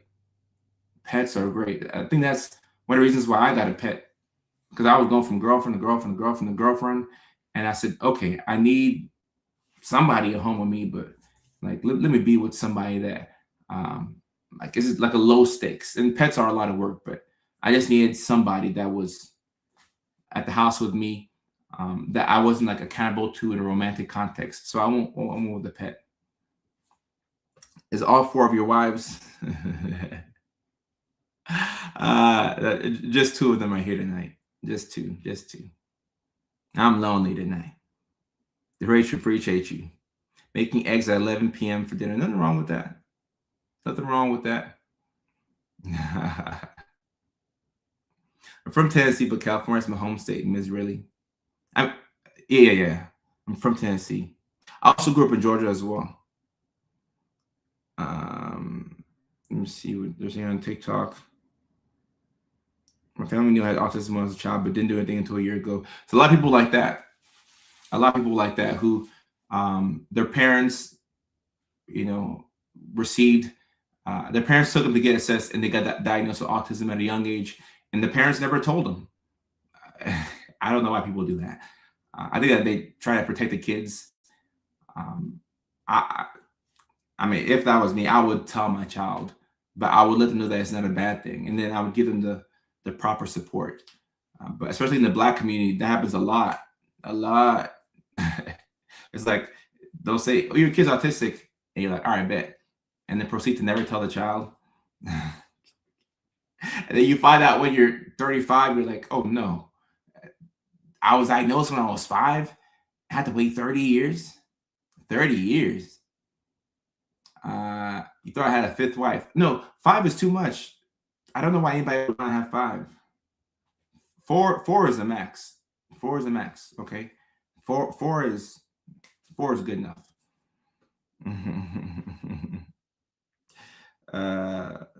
My mom was like, "I thought you were just like your dad." I was like, "We're both out." Look, you get the autism from somewhere. You get the autism from somewhere. It comes from the parents. I knew a guy who had autism in 11th grade. He was doing very well, super well spoken guy. Yeah, look, you can have autism and be articulate and be relatively high functioning. You still need support though. You just can't see the support that they need, or you're not able to see the support that they're getting, but you still do need support. You still do need support.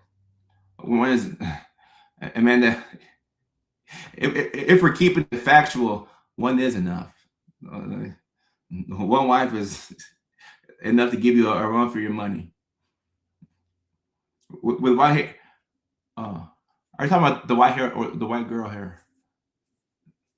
Because I got the white girl hair off, but the white hair, like I have white hair. I'm getting old, so the white hair is going to be there.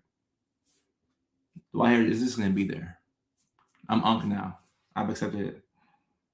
I have accepted it that I am unk when we get presents. Run if I have high functioning. Do ADHD? You can have ADHD in STEM. It's not exclusive to just autism. You can have ADHD in STEM. If two ADHD people have a child, will the child absolutely have ADHD/autism? Do y'all remember Punnett squares back in school? Those Punnett squares that you were like, taught to do to figure out like what the child would be like. I don't know why I bring that up because I don't know how Punnett squares work. But if you and your partner have ADHD, it's a pretty good chance that your child could have it. And if there's autism somewhere in the family, that you could have it. So for me, look, I'm neurospicy, and whenever I have these kids, the 6 kids that I'm going to have, I'm prepared for more than half of them, if not all of them, to be neurospicy. If they're not, great. If they are, great. But I'm prepared for it. I'm prepared for it. Am I tired? No, I'm not tired right now. It's 8 o'clock on the West Coast. I'm not tired right now, but I probably will get tired like after the gym tonight. Or it's true that if you probably don't have ADHD if it didn't show your younger years. Well, ADHD doesn't come out of nowhere. Like, you would have some of the signs.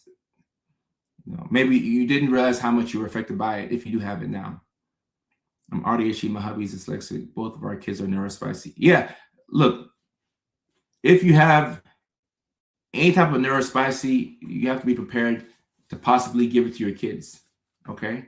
And once again, being neurospicy is not a bad thing, but being neurospicy and not having support is tough. Okay? So if you're prepared to have support, for your kids and for yourself, you'll be good. 6 kids is a lot of kids. I know 6 kids is a lot of kids, but that's why I let each wife know. I'm like, hey, I want these kids now. I like kids, so I gotta have my own now. I gotta have my own. Diagnosed at 50 years, autism and ADHD. Wow. I'm prepared, but I don't think I can handle more than one neurospicy child.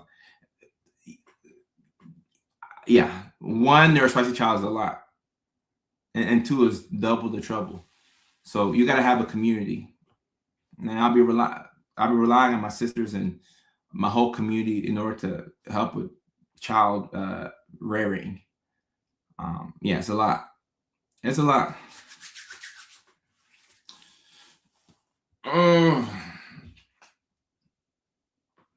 Neurodivergence becomes obvious in adulthood for some of us because as adults, we have to face things we have to face as kids. Right. Really good point right here. Because look, when you're a kid, your parents serve as your prefrontal cortex. Your parents are like, no, don't touch the stove. No, don't go here. No, don't do this. So your parents serve as your prefrontal cortex, and they keep you out of trouble. They make sure you get to school on time. They make sure you do your homework. And if you don't, you're punished. But when you're an adult, you got to do things for yourself. There's no, I don't think anybody's parents are calling them to say, hey, did you brush your teeth today? Did you wake up on time? You have to do that for yourself. You got to do it for yourself. And that's very difficult. Very, very difficult. Very difficult. How many wives now? Just 4 wives. Oh, you got 3 wives. Okay. I'm sure somebody got 5 out there. I'm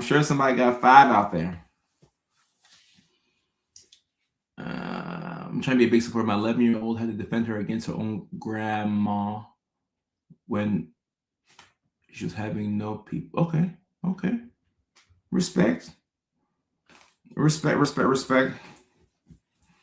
feel like parents should have to pass a class to have a child, because some have no clue. It's a hot take right there. That's a hot take right there. Oh, guys, great live stream. Great live stream. And as we get to the end, Amanda, challenge accepted what? Challenge accepted for what? The fifth wife or what? And I don't know if I told y'all, but the Sister Wives guy on TV, the guy who produces that show, I met him at this conference where I was the keynote speaker. I met him and his wife, and they live in North Carolina. And he's like, "Have you heard of the show Sister Wives?" I'm like, "I got 4 wives." He's like, "Awesome. We produce the show." And then he invited me to come out to his place in North Carolina anytime I'm out there. And I was like, wow, like, look at that. What are the odds that I would meet the guy who makes a Sister Wives show? Love it. You gotta love it. You gotta love it. Your sarcasm is very believable. You should work on it. All right, look, hey, I'm not finna show y'all the 4 wives. That's illegal. You know, I don't want to go to jail. It's legal in my country back in Ghana, but it's not legal here in the U.S. I gotta say low key. I can only show y'all 1. I can only put 1 online. All right, like you only get 1. Okay, easy. Only 1. 5 wives can fit in a sedan. No, they can't. No, they can't. You have driver, and then you have passenger. You have 3 in the back. That wouldn't work. You need like a SUV or something like that. No. It better be the world's largest sedan. It better be one of those like wide body old school Camrys. Like, and somebody's gonna have to sit on somebody's lap. Somebody won't have a seatbelt. Like, well, actually, look, they can offer in the sedan, but I won't be in the sedan because like somebody gotta drive. But then where are they going without me? Like, plus for 6 kids. I've been saying that for years. I want 6 kids. Like, I do. I like kids. Like, if you like kids a lot, you have to have your own, because like you cannot. Me as a grown man, I can't just be hanging around the elementary school guys. That's creepy. Okay, you gotta have your own kids. You can't just be like, going to the park every day just because you're into youth sports and you have no kids. It's like, that guy, who's that unk there with the gray hair who comes to watch these baseball practices? Like, where's his child? It's like going to the dog park without a dog. Have you ever tried that? You're at the dog park without a dog. It doesn't work. People will be like, which one of these dogs is yours? You're like, oh, none. It's like, well, this person's a creep. Like, why are you here? Why are you here? You have no dog. You have no dog. I love to be a sister wife, minus no, obviously. No sugar. No sugar. No fun. No sugar, no fun. No sugar, no fun. So Molly, you know what? I've heard people say this. Have 1 child and see if you still want 6. You know what, Molly? After 1 child, I will know. I'll know. I agree with you here. This is a hot take, which is correct. After 1 child, I think I'll know. After 1 child, I think I will know, because I like my sleep, and I am selfish with my time. And maybe I'll have to slow down on traveling. Like, I'm everywhere. See, this is why I have to tour now. This is why we're doing a comedy tour now, because kids will slow me down. Nashville, May 31st, New York City, June 11th, Chicago, June 18th, Seattle, Tacoma, July 16th. We'll add the tickets. We added Little Rock, Arkansas for, what is Little Rock, Arkansas? Little Rock, August 8th. We'll put the link up when it's ready. We're looking to add Huntsville, Alabama, August 16th. We're looking to add Arlington in August as well. Arizona, San Diego, Springfield, Massachusetts, Boston. We're going to add some dates. We're adding some dates. Jessica, yes, we're coming to Chicago. That's June 18th. So now is the time for me to do that. I can't do that with 6 kids because, you know, the wives will resent you if you're living your dreams and, you know, like you're having so much fun and the wives are home and they're having to like change out diapers and all that. Like it's not fair. That's not fair. New York City is at Rodney's Comedy Club. And the link should be in the bio. Rodney's Comedy Club, June 11th. That's a Thursday now. June 11th at Rodney's Comedy Club for New York City. Yeah, 7:30 Eastern Time. 7:30 Eastern Time. Eventually, I'd love to come to Philly. I'd love to come to Philly eventually. I would love to come to Philly. I came to Atlanta 2 years ago. I want to come back. Oh, you're off of the sugar? Big Mama, this is what we're talking about. Thank you, Big Mama. Thank you, Big Mama. This is what I'm talking about. Thank you, Big Mama. Is that Rodney Dangerfield's club? Is that what they call it, Rodney's in New York? Wow. Did not know that. Somebody dropped a dope fact. I did not know that that's why they call it Rodney's. I thought Rodney was like a black guy who opened up a comedy club in New York. Oh, that's cool. That's cool. I love that club. I cannot wait for New York. It's going to be awesome. I cannot wait for New York. It's going to be great. I wanted 5, stopped at 3. Look, I mean, if everybody who has kids is telling me that, you know, to not have 6 kids, maybe I'll listen to y'all. Maybe I'll listen to y'all. I like my space and peace and selfish for my time. So without having 6, I'm almost out. There was my son graduating in 2 weeks. Oh, Molly, I didn't know your son was that grown. But look, if you have a 17, 18-year-old, I don't know why you'd want to have like an infant.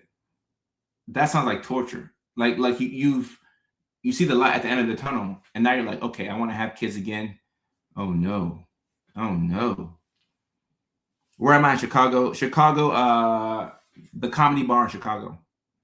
Rachel says, I have 2 and would have had more if I could have. So, Rachel, you see what I'm talking about? See, Rachel gets it. When 6, my nephews are talking to me all at once is very overstimulating.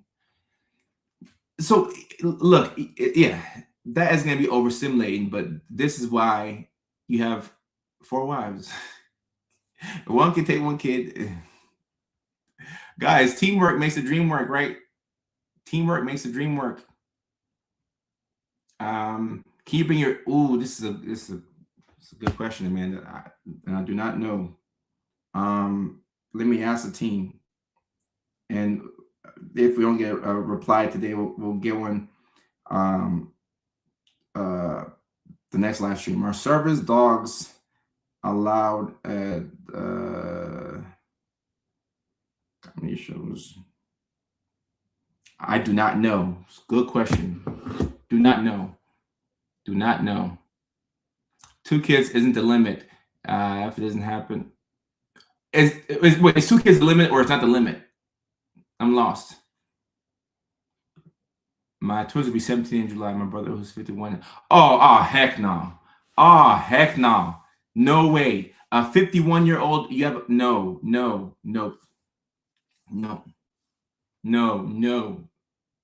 Why did he do that? Why did he do that? Why did he do that?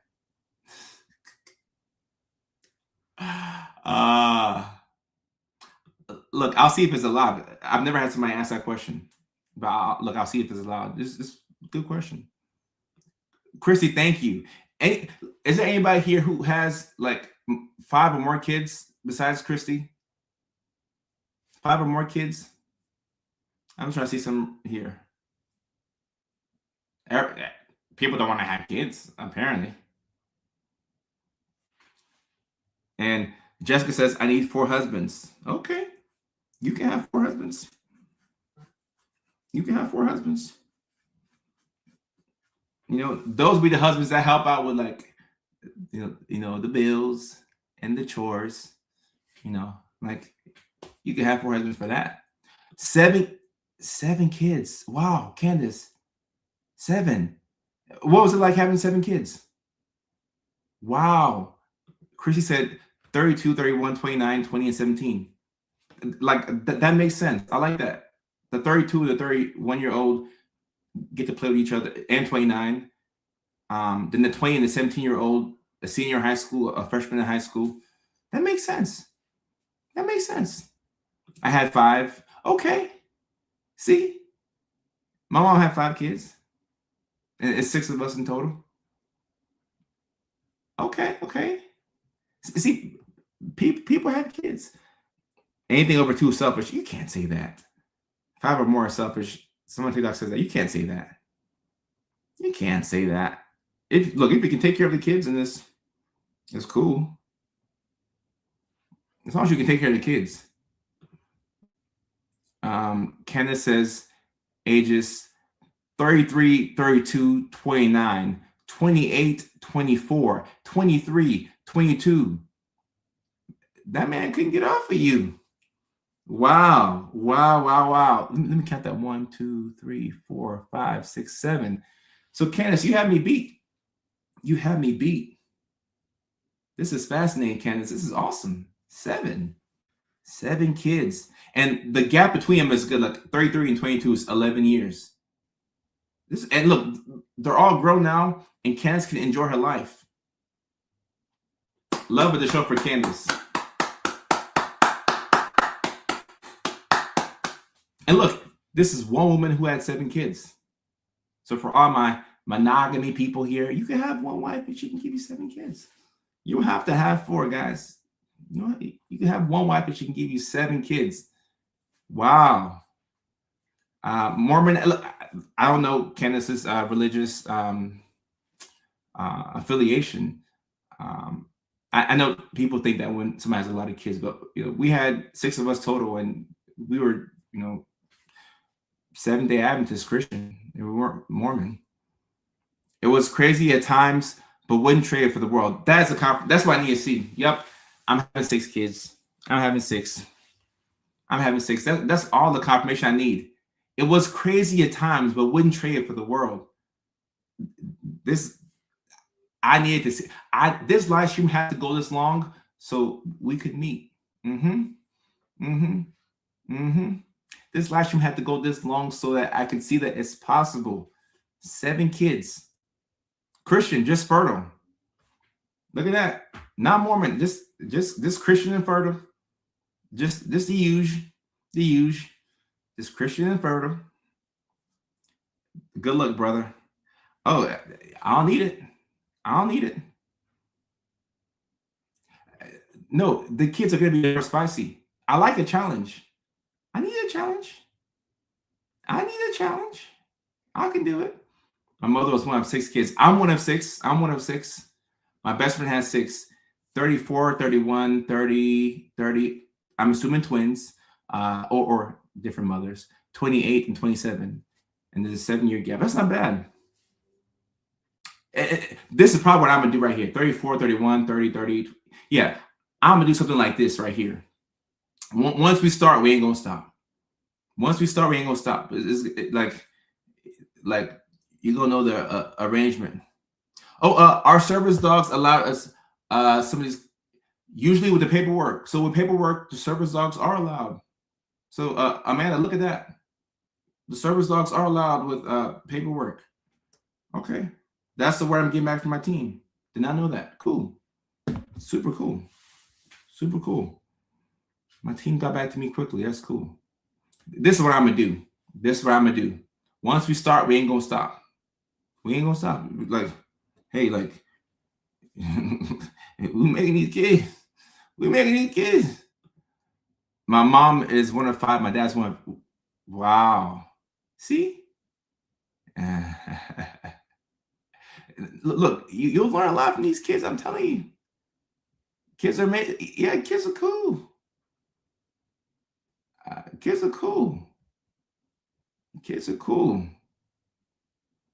Yeah, no, Amanda, I get it. Like driving to New York from Philly is, yeah, because New York is the one city where I have never gotten. I say getting. I never get a rental car when I go there. Everywhere I like to have my own rental car when I go to a city, but New York City, nah, just Uber or use the subway. For neurospicy babies is hard but very rewarding. Right, it's rewarding. Like we need a challenge. I need a challenge. And look, I'm not praying for my kids to be neurospicy. Like if I didn't have to have this neurospicy in me, like I mean, I wouldn't change anything now. Like the way life is, I'm grateful. But I don't think anybody like, like talks to God and like, God, give me autism and ADHD and OCD and CPTSD and BPD and bipolar. Like nobody does that, But like once you have it, like you just make the most of it. You make the most of it. Back then, that was catch-all category. Shout out to the missus. All that yeah, facts. A lot of pushing and no cuddling. Yep. Now look, if it's one woman who give, all right, let's just hypothetical purposes. If one woman gives me 6 kids, okay, all right, you can give me 6 kids, all right, we can cuddle. We can cuddle for a little bit. For a little bit, you can give me 6 kids. Yeah, we can cuddle. You earned it. You earned it. Whatever you want. Whatever you want. Whatever you want. We can cuddle. You can get 3-4 vacations a year. You can get a nice new car. Like 6 kids. Yeah. You can get a little bit of cuddling. Like that. Nah, that's more than a basketball team. That's a basketball team and a 6-man off the bench. Yeah. I can reverse the cuddle policy if you're a 6-for-6 champion. Michael Jordan won 6 championships, okay, and he's the greatest of all time. 6 kids, yeah. You can get a little bit of cuddling. You can get a little bit. A little bit, okay? Not a lot, a little bit. 6 identical U's. Oh, they're gonna be Mickey Fickies.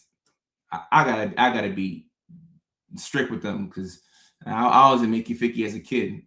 I'm thankful I had strict parents because I was just too much of a Mickey Ficky. So I didn't get to do anything because they were strict, which was good. Candace, thank you so much. Thank you so much. I appreciate the attention to this kids. This weekend is going to be a recording weekend, so we're going to get a lot of brand new skits recorded, and I'm excited for what we'll do. So I'm excited for the skits that we're going to create this weekend. In fact, after this live stream, I got the gym, and then tonight I got a writing session. I got to write up some of these ideas. So I'm excited. 6. No, look, no, I know it's expensive. You can either downgrade your lifestyle, or you can just make more money. I just gotta make more money. Rachel says, I'm gonna tell my hubby that's why I like cuddles. Now you earned it. You gave me babies. No, Rachel, yeah, your husband should give you cuddles. You gave modern kids. You deserved it. What's it? It's not Nicky Vicky. It's Mickey Ficky. A Mickey Ficky is a very versatile word. You can use it to describe a troublemaker. Somebody who likes a little bit of trouble. Mickey Ficky can also be used as a way to say, like it's a synonym for shucking. So yeah, Mickey Ficky is a very versatile word. My wife wants 9 kids. All right, Taylor, nah. I didn't say all that now. That's a lot. I just said 6. So somebody got me beat. So all y'all who think that 6 is too much, look at Taylor and his wife. That's a lot. That's a lot. A lot of heavy lifting. Is she going to get some assistance, or is that going to be all her? Maybe she has a family history of like triplets or something like that. But that's a lot. That's a lot.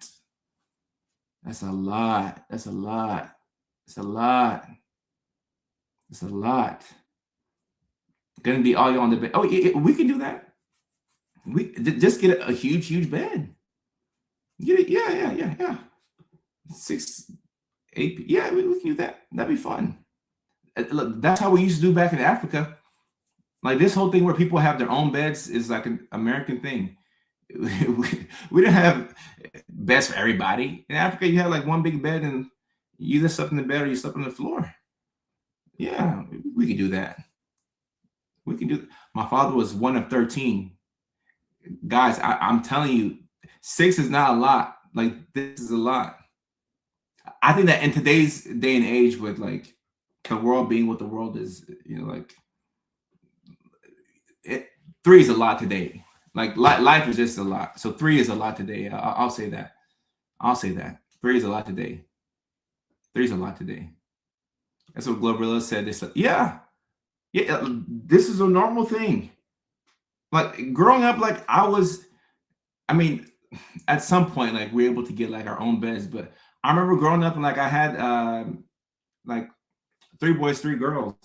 So like my 2 sisters who were like within like 3 years. One is a year and a half younger than me. Another one is 2 years older than me. Like we sleep in the same bed with your cousins too. Like we all just sleep. Like it was like a normal thing for us. Eventually, when we had the money to get our own beds, like I was like, oh, I have my own bed. This is cool. This is cool. But yeah, like we have to share beds. Like, here we need boys in the room and the girls in the room. Look, yeah, if you guys, we were really poor. Okay, so this is why we had to be in the same bed. But ideally, yeah, you have the girls in the bed and the boys in the bed. But when you have siblings and no money and like you have a bed, and like, like some of us were just poor. Yeah, a family bed, Cheaper by the Dozen. Yeah, it's a good movie. I remember seeing all of it. I think I saw like parts of it. Mickey Ficky is Southern, if that's what you're asking. When you gonna get started with kids? Oh, I don't have any kids. I haven't started on them yet. I haven't started, so let me finish up this comedy tour first. Let me put out the special.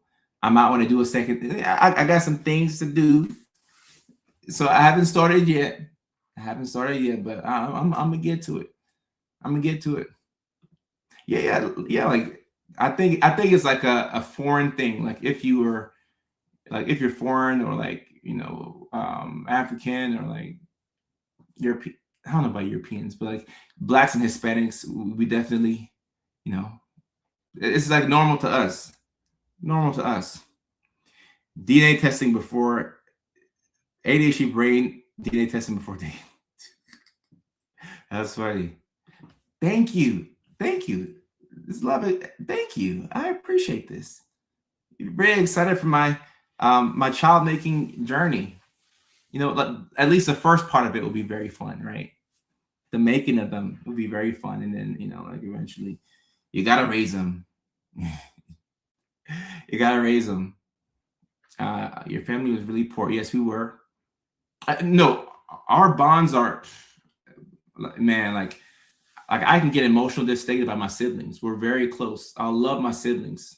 I'll do anything for my siblings. We're so close. The 6 of us, we're extremely close. We had each other, so I think that's why I want 6, because like we're all super close and we have each other's back. So I'm never like super lonely because like I can always call a sibling.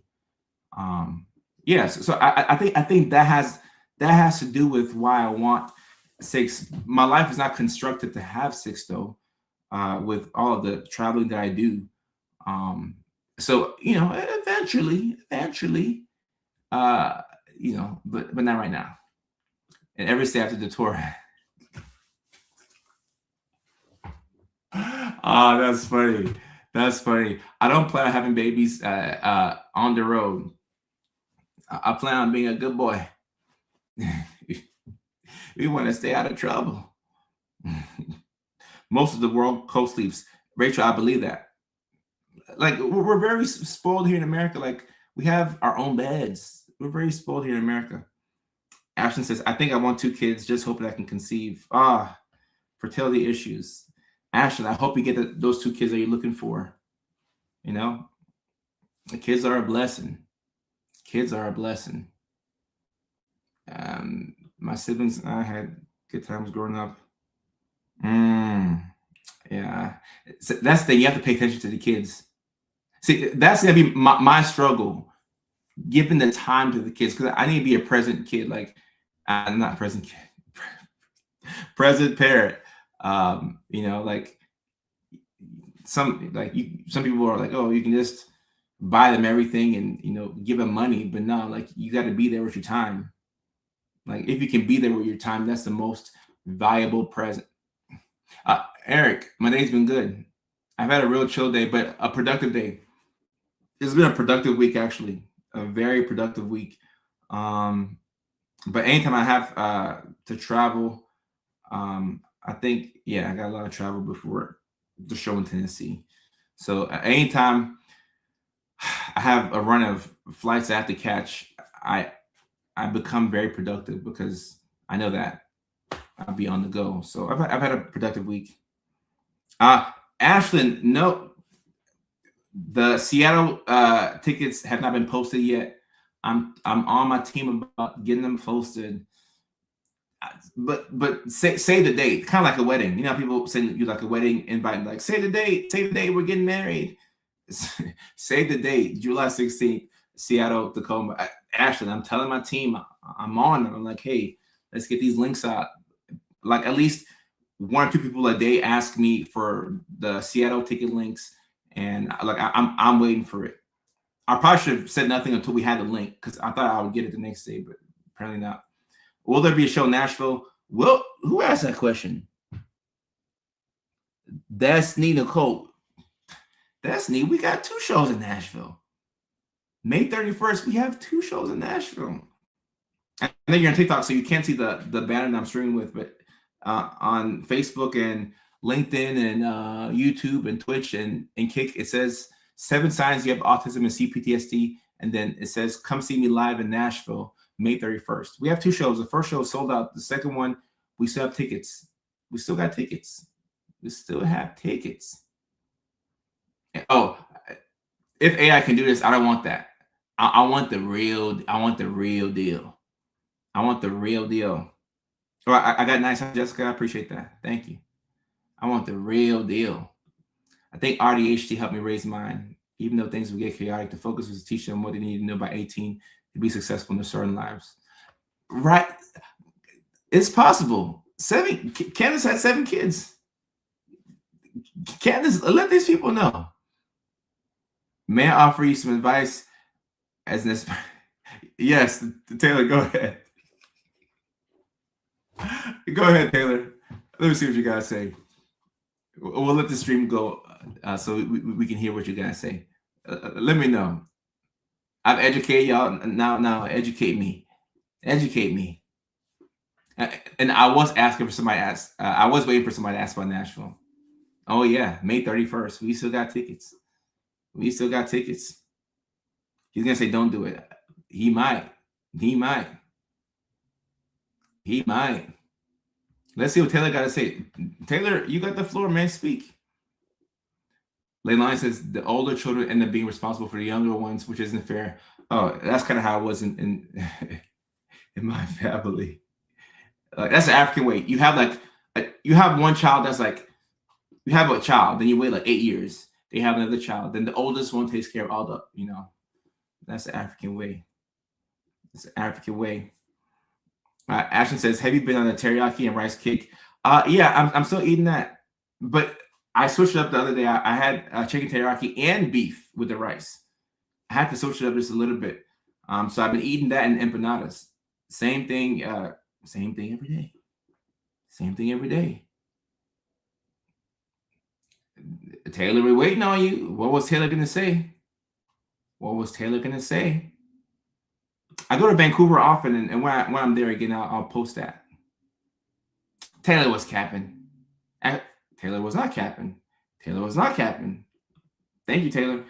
Fatherhood is 50% fear, 50% exhaustion, 100% worthwhile. You're afraid of not being present, but trust me, you will be. You'll learn that you won't have a choice, and you'll choose that.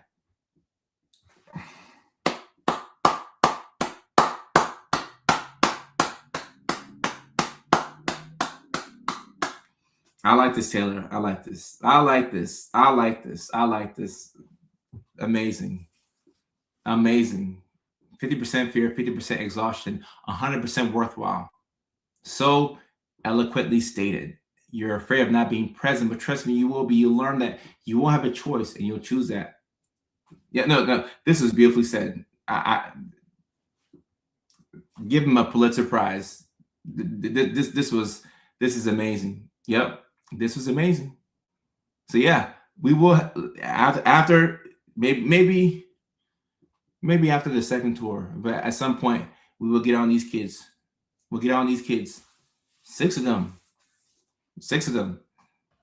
6 of them. So I don't want to say I'm ready now, but a little bit of time and I'll be ready. The best part of the spectrum in parenthood, you get to enjoy your inner child and laugh at all the silly things. I like to laugh. I like to laugh. I like to laugh. I like to laugh. Bandy on Netflix. She had a lot of kids. I don't know what Bandy is, but I'm sure once I have kids, I'll get into the Bandy side of Netflix. I just got a Netflix subscription recently, and they told me they recommended me Young Sheldon. I'm like, oh Lord. They know I'm neurospicy. Empanadas originated in UK as pasty. Did not know that. I thought the Hispanics made it. Did not know that the English had made it. They take time to make. Yeah. It takes 9 months to make a child. Yeah, So yeah, you gotta give them some time to cook and take some time. Or 10 months. 10 months. And only the first part of it is the fun part. And after that is a lot of nausea and vomiting and all kinds of stuff. Big Mama got to really suffer and go through it. Ryan on TikTok, I appreciate that. I've seen your videos. I appreciate you. 9.5 months. Appreciate you. Yep. But yeah, there's a moment in the middle that's fun too. Rachel, what's the moment in the middle that's fun? There's a moment in the middle of pregnancy that's fun. I've never heard that before. What's that moment? That's coming from Rachel on TikTok. I'm very curious as to what, because my sister right now is currently pregnant and she's she's walking around with a big belly and there's a lot for her. After the nausea, before your house. Oh, okay. You learn something new every day. The second trimester. Okay. When Europeans conquered other countries and created their own version of see, I learn a lot from y'all. I love being pregnant up until probably was a lot in my feet. To scream.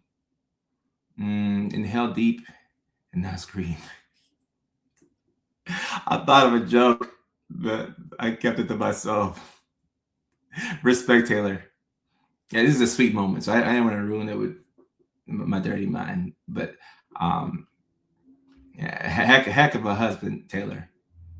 But because of pregnant women use pregnancy to get out of a lot of things. Now, and they're pregnant, so they deserve the attention. But if I was a pregnant woman, I would milk it. I would milk it to anything. Amanda, I appreciate that. Yeah, I'm gonna be an uncle again. My husband snored while I was in labor. I threw things at him. Rachel, that's funny. Pregnancy was a joy for me. Only time before I learned I was neurodivergent, I felt like a normal human. All 4 times. Oh, okay. Very interesting.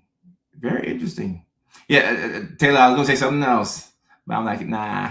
This is a heartfelt comment. I don't want to, use my dirty mind. Oh no, I'm gonna get more gray hairs for sure. I'll definitely get more gray hairs. My husband used to make up songs about me. So y'all have some pretty good pregnancy stories. It's not all negative. When I look online, it's always like negative stories. Like I saw a single mom today who was saying that she's like dating and she's 4 months pregnant. I'm like, yo, that's like, where's the child's father? Just breathe their own for a bit. Um. Oh, okay. Is that a spam bot on TikTok? Yeah, it's a spam bot. Spam. I want to have her focus on that. Yeah, it makes me hungry right now. Yeah. Oh, y'all have minds like me? Okay. I have to. That's why the Bible says, it's a verse in the Bible that says, like, renew your mind. I don't know the rest, but that verse is for me because I have to constantly renew my mind from dirty thoughts. Postpartum, and Taylor, I forgot what I was going to say now. The timing is off, Taylor. Postpartum will keep my forgetting her. Yeah, a neurospicy pregnancy is arguably a bit harder. Edith says, no, not all negative. I had 0 symptoms while pregnant. I was just tired the last few weeks. Okay, well, that's good to know. That's good to know. Oh, I ain't gonna lie, I don't know the rest of the Bible verse, but it says, like, renew your mind.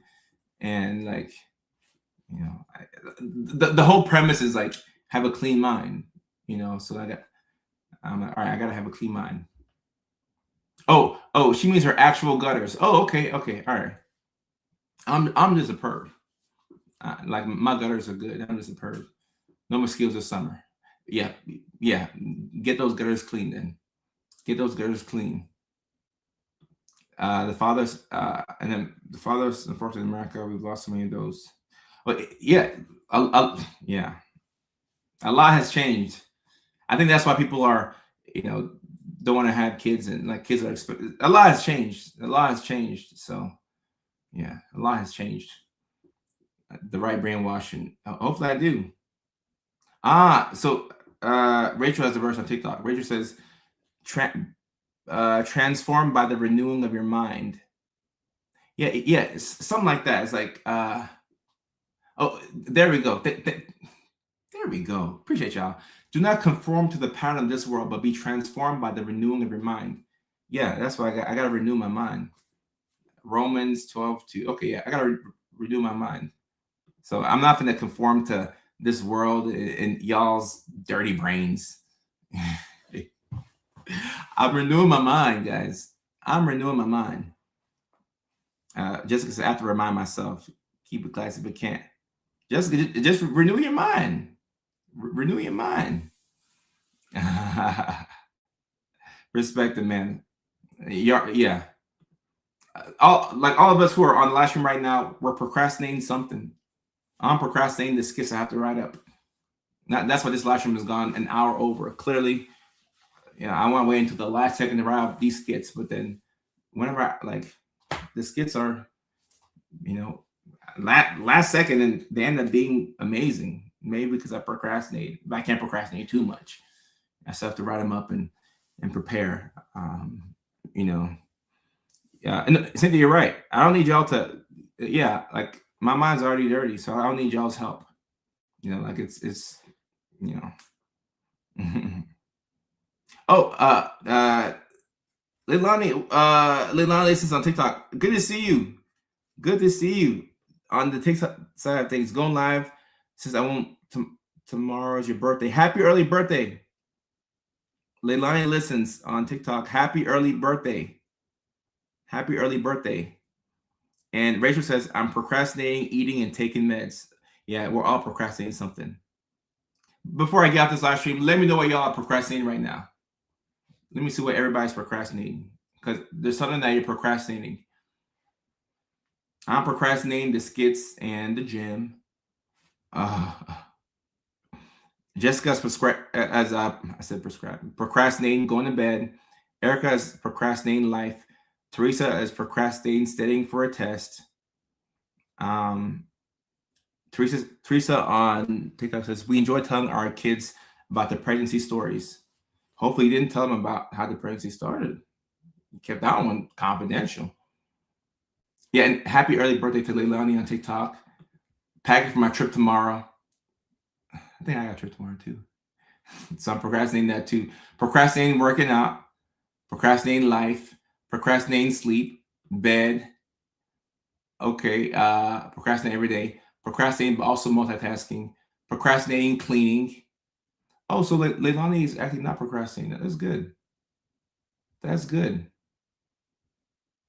Oh, we'll take the good vibes. We'll take just because you have a talent. Doesn't make it dirty. Oh no! I got a dirty mind, so I filter my thoughts. So I guess that could be a mask in some sense. I can't say everything that's in my mind. I can't say everything.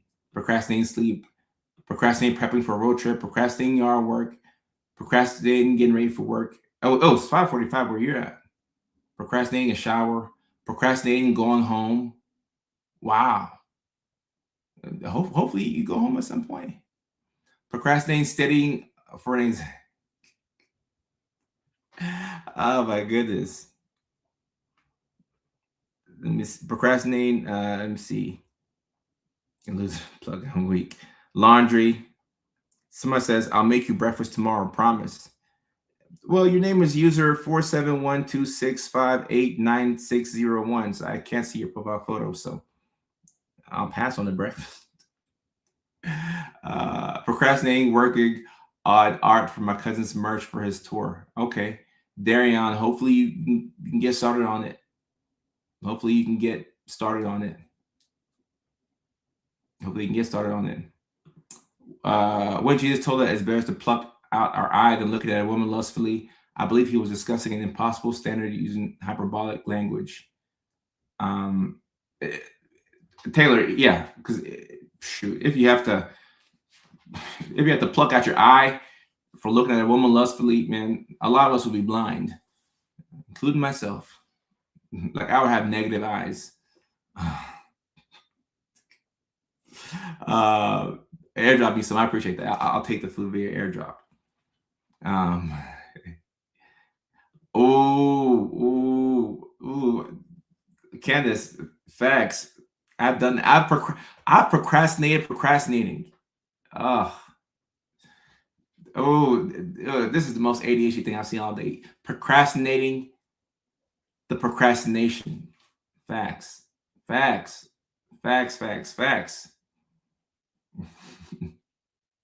Somebody's procrastinating going home to an empty home. Oh, I don't want to end the live stream sad. Well, hopefully you find your people to make it not an empty home. Doing sketches for okay, all right. So you're getting ready to do it. Cool.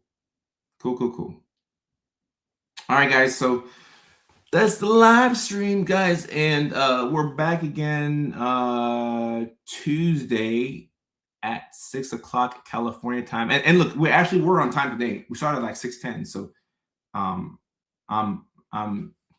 proud of that. So we actually started on time today. That's good. But yeah, 6 p.m. California time on Tuesday, which is 9 o'clock on the East Coast, 9 o'clock New York time, which is 8 o'clock Nashville time, which is 7 o'clock Phoenix time, which is 6 o'clock Los Angeles time, which is 5 o'clock Anchorage, Alaska time, which is 4 o'clock Hawaii time, which is 2 a.m. UK time. Next week, Tuesday. And yeah, I know that some of y'all were surprised that I started on time. And I'm low-key surprised I was too, but I'm happy that I started at a decent time. So yeah, that's when the next live stream will be. Next week, Tuesday, 6 o'clock West Coast time, 9 o'clock East Coast time. And for those of y'all who are looking for the comedy tickets, the comedy tickets are in the link in the bio. You can find that on Facebook, on YouTube, on Instagram, on TikTok. And we are taking the show next to Nashville, Tennessee. That's May 31st. It's a Tennessee Sunday nighter. The first show was sold out. Thank you for helping me sell out my hometown in Nashville. It's a very special homecoming, and I cannot wait to be back. So first and foremost, before I promote the second one, I just want to thank y'all for helping me sell out the first show in Nashville. It means so much to me to go back home to a sold-out crowd at Zanies. That means the world to me. I'm eternally grateful. So thank you so much. With that being said, we have a second show in Nashville Starts at 8 o'clock Tennessee time, Sunday, May 31st. After that, we take the show on the road to New York City. We go to Rodney's Comedy Club, which I learned today was named after Rodney Dangerfield. I thought it was developed by a black dude called Rodney in New York City. I did not know. Amanda, hopefully see you in New York. That's June 11th at Rodney's Comedy Club, okay? Named after Rodney Dangerfield. The very next week, we're going to be in Chicago at the Comedy Bar, okay? At the Comedy Bar in Chicago, Illinois. That's June 18th. That's a Thursday night. New York and Chicago are Thursday nighters. Speaking of Tacoma, Taylor, we're coming to Tacoma, Seattle. Well, technically Tacoma, July 16th. We don't have the ticket link just yet, okay? We're moving on Black people time. So please, be patient with us. Black people time is very late, all right? It's quite late. So we don't have the ticket link for Tacoma, Seattle just yet, but that will be July 16th, which is a Thursday night, all right? I've never been to Tacoma before, so I'm excited. And I'm looking to not go there until the show. I've been in Seattle, but I haven't been to Tacoma, and they're different vibes. So that's July 16th. We're looking to add more dates that we'll be able to confirm here within the next week or two. We're looking to add Boston, Massachusetts, Springfield, Massachusetts, which is close to Hartford, apparently. I didn't know this. Little Rock, Arkansas, and Huntsville, Alabama, and Arlington, Texas, all in August. Boston and Springfield, we're looking at July, and also Seattle in July. We're looking at Chandler, Arizona in September, and San Diego, California in December. So we're going to confirm quite a few dates within the next week or two here. And see people asking about Detroit. Detroit's one of the places that we may add based off of the Lions schedule, because I don't want to compete with the Detroit Lions. Like, I'm going to lose. Like, it's football and Dr. Kojo, right? So we may add Detroit as well later on in the year. Somebody's asking about England. We will look to come across the pond either late this year or early next year. So it's an international tour. I do not want to shoot the special before I go across the world. I need to see what works in different parts of the world. Yes, Chicago is on a Thursday. Same with New York. And Amanda, let your people in Connecticut know. Let them know. And see you in New York City. All right, guys. So that's it for the live stream. I'll see y'all Tuesday, 6 o'clock West Coast time, 9 o'clock East Coast time. Thank you for your attention. I appreciate y'all. Y'all are the best community in the world. And thank you for rocking with me for this long. It's been 2.5 hours. So I appreciate y'all, and I love y'all, and I'll see y'all at the next live stream. All right. Let me go write these skits and get some rest. All right. Love y'all. Peace.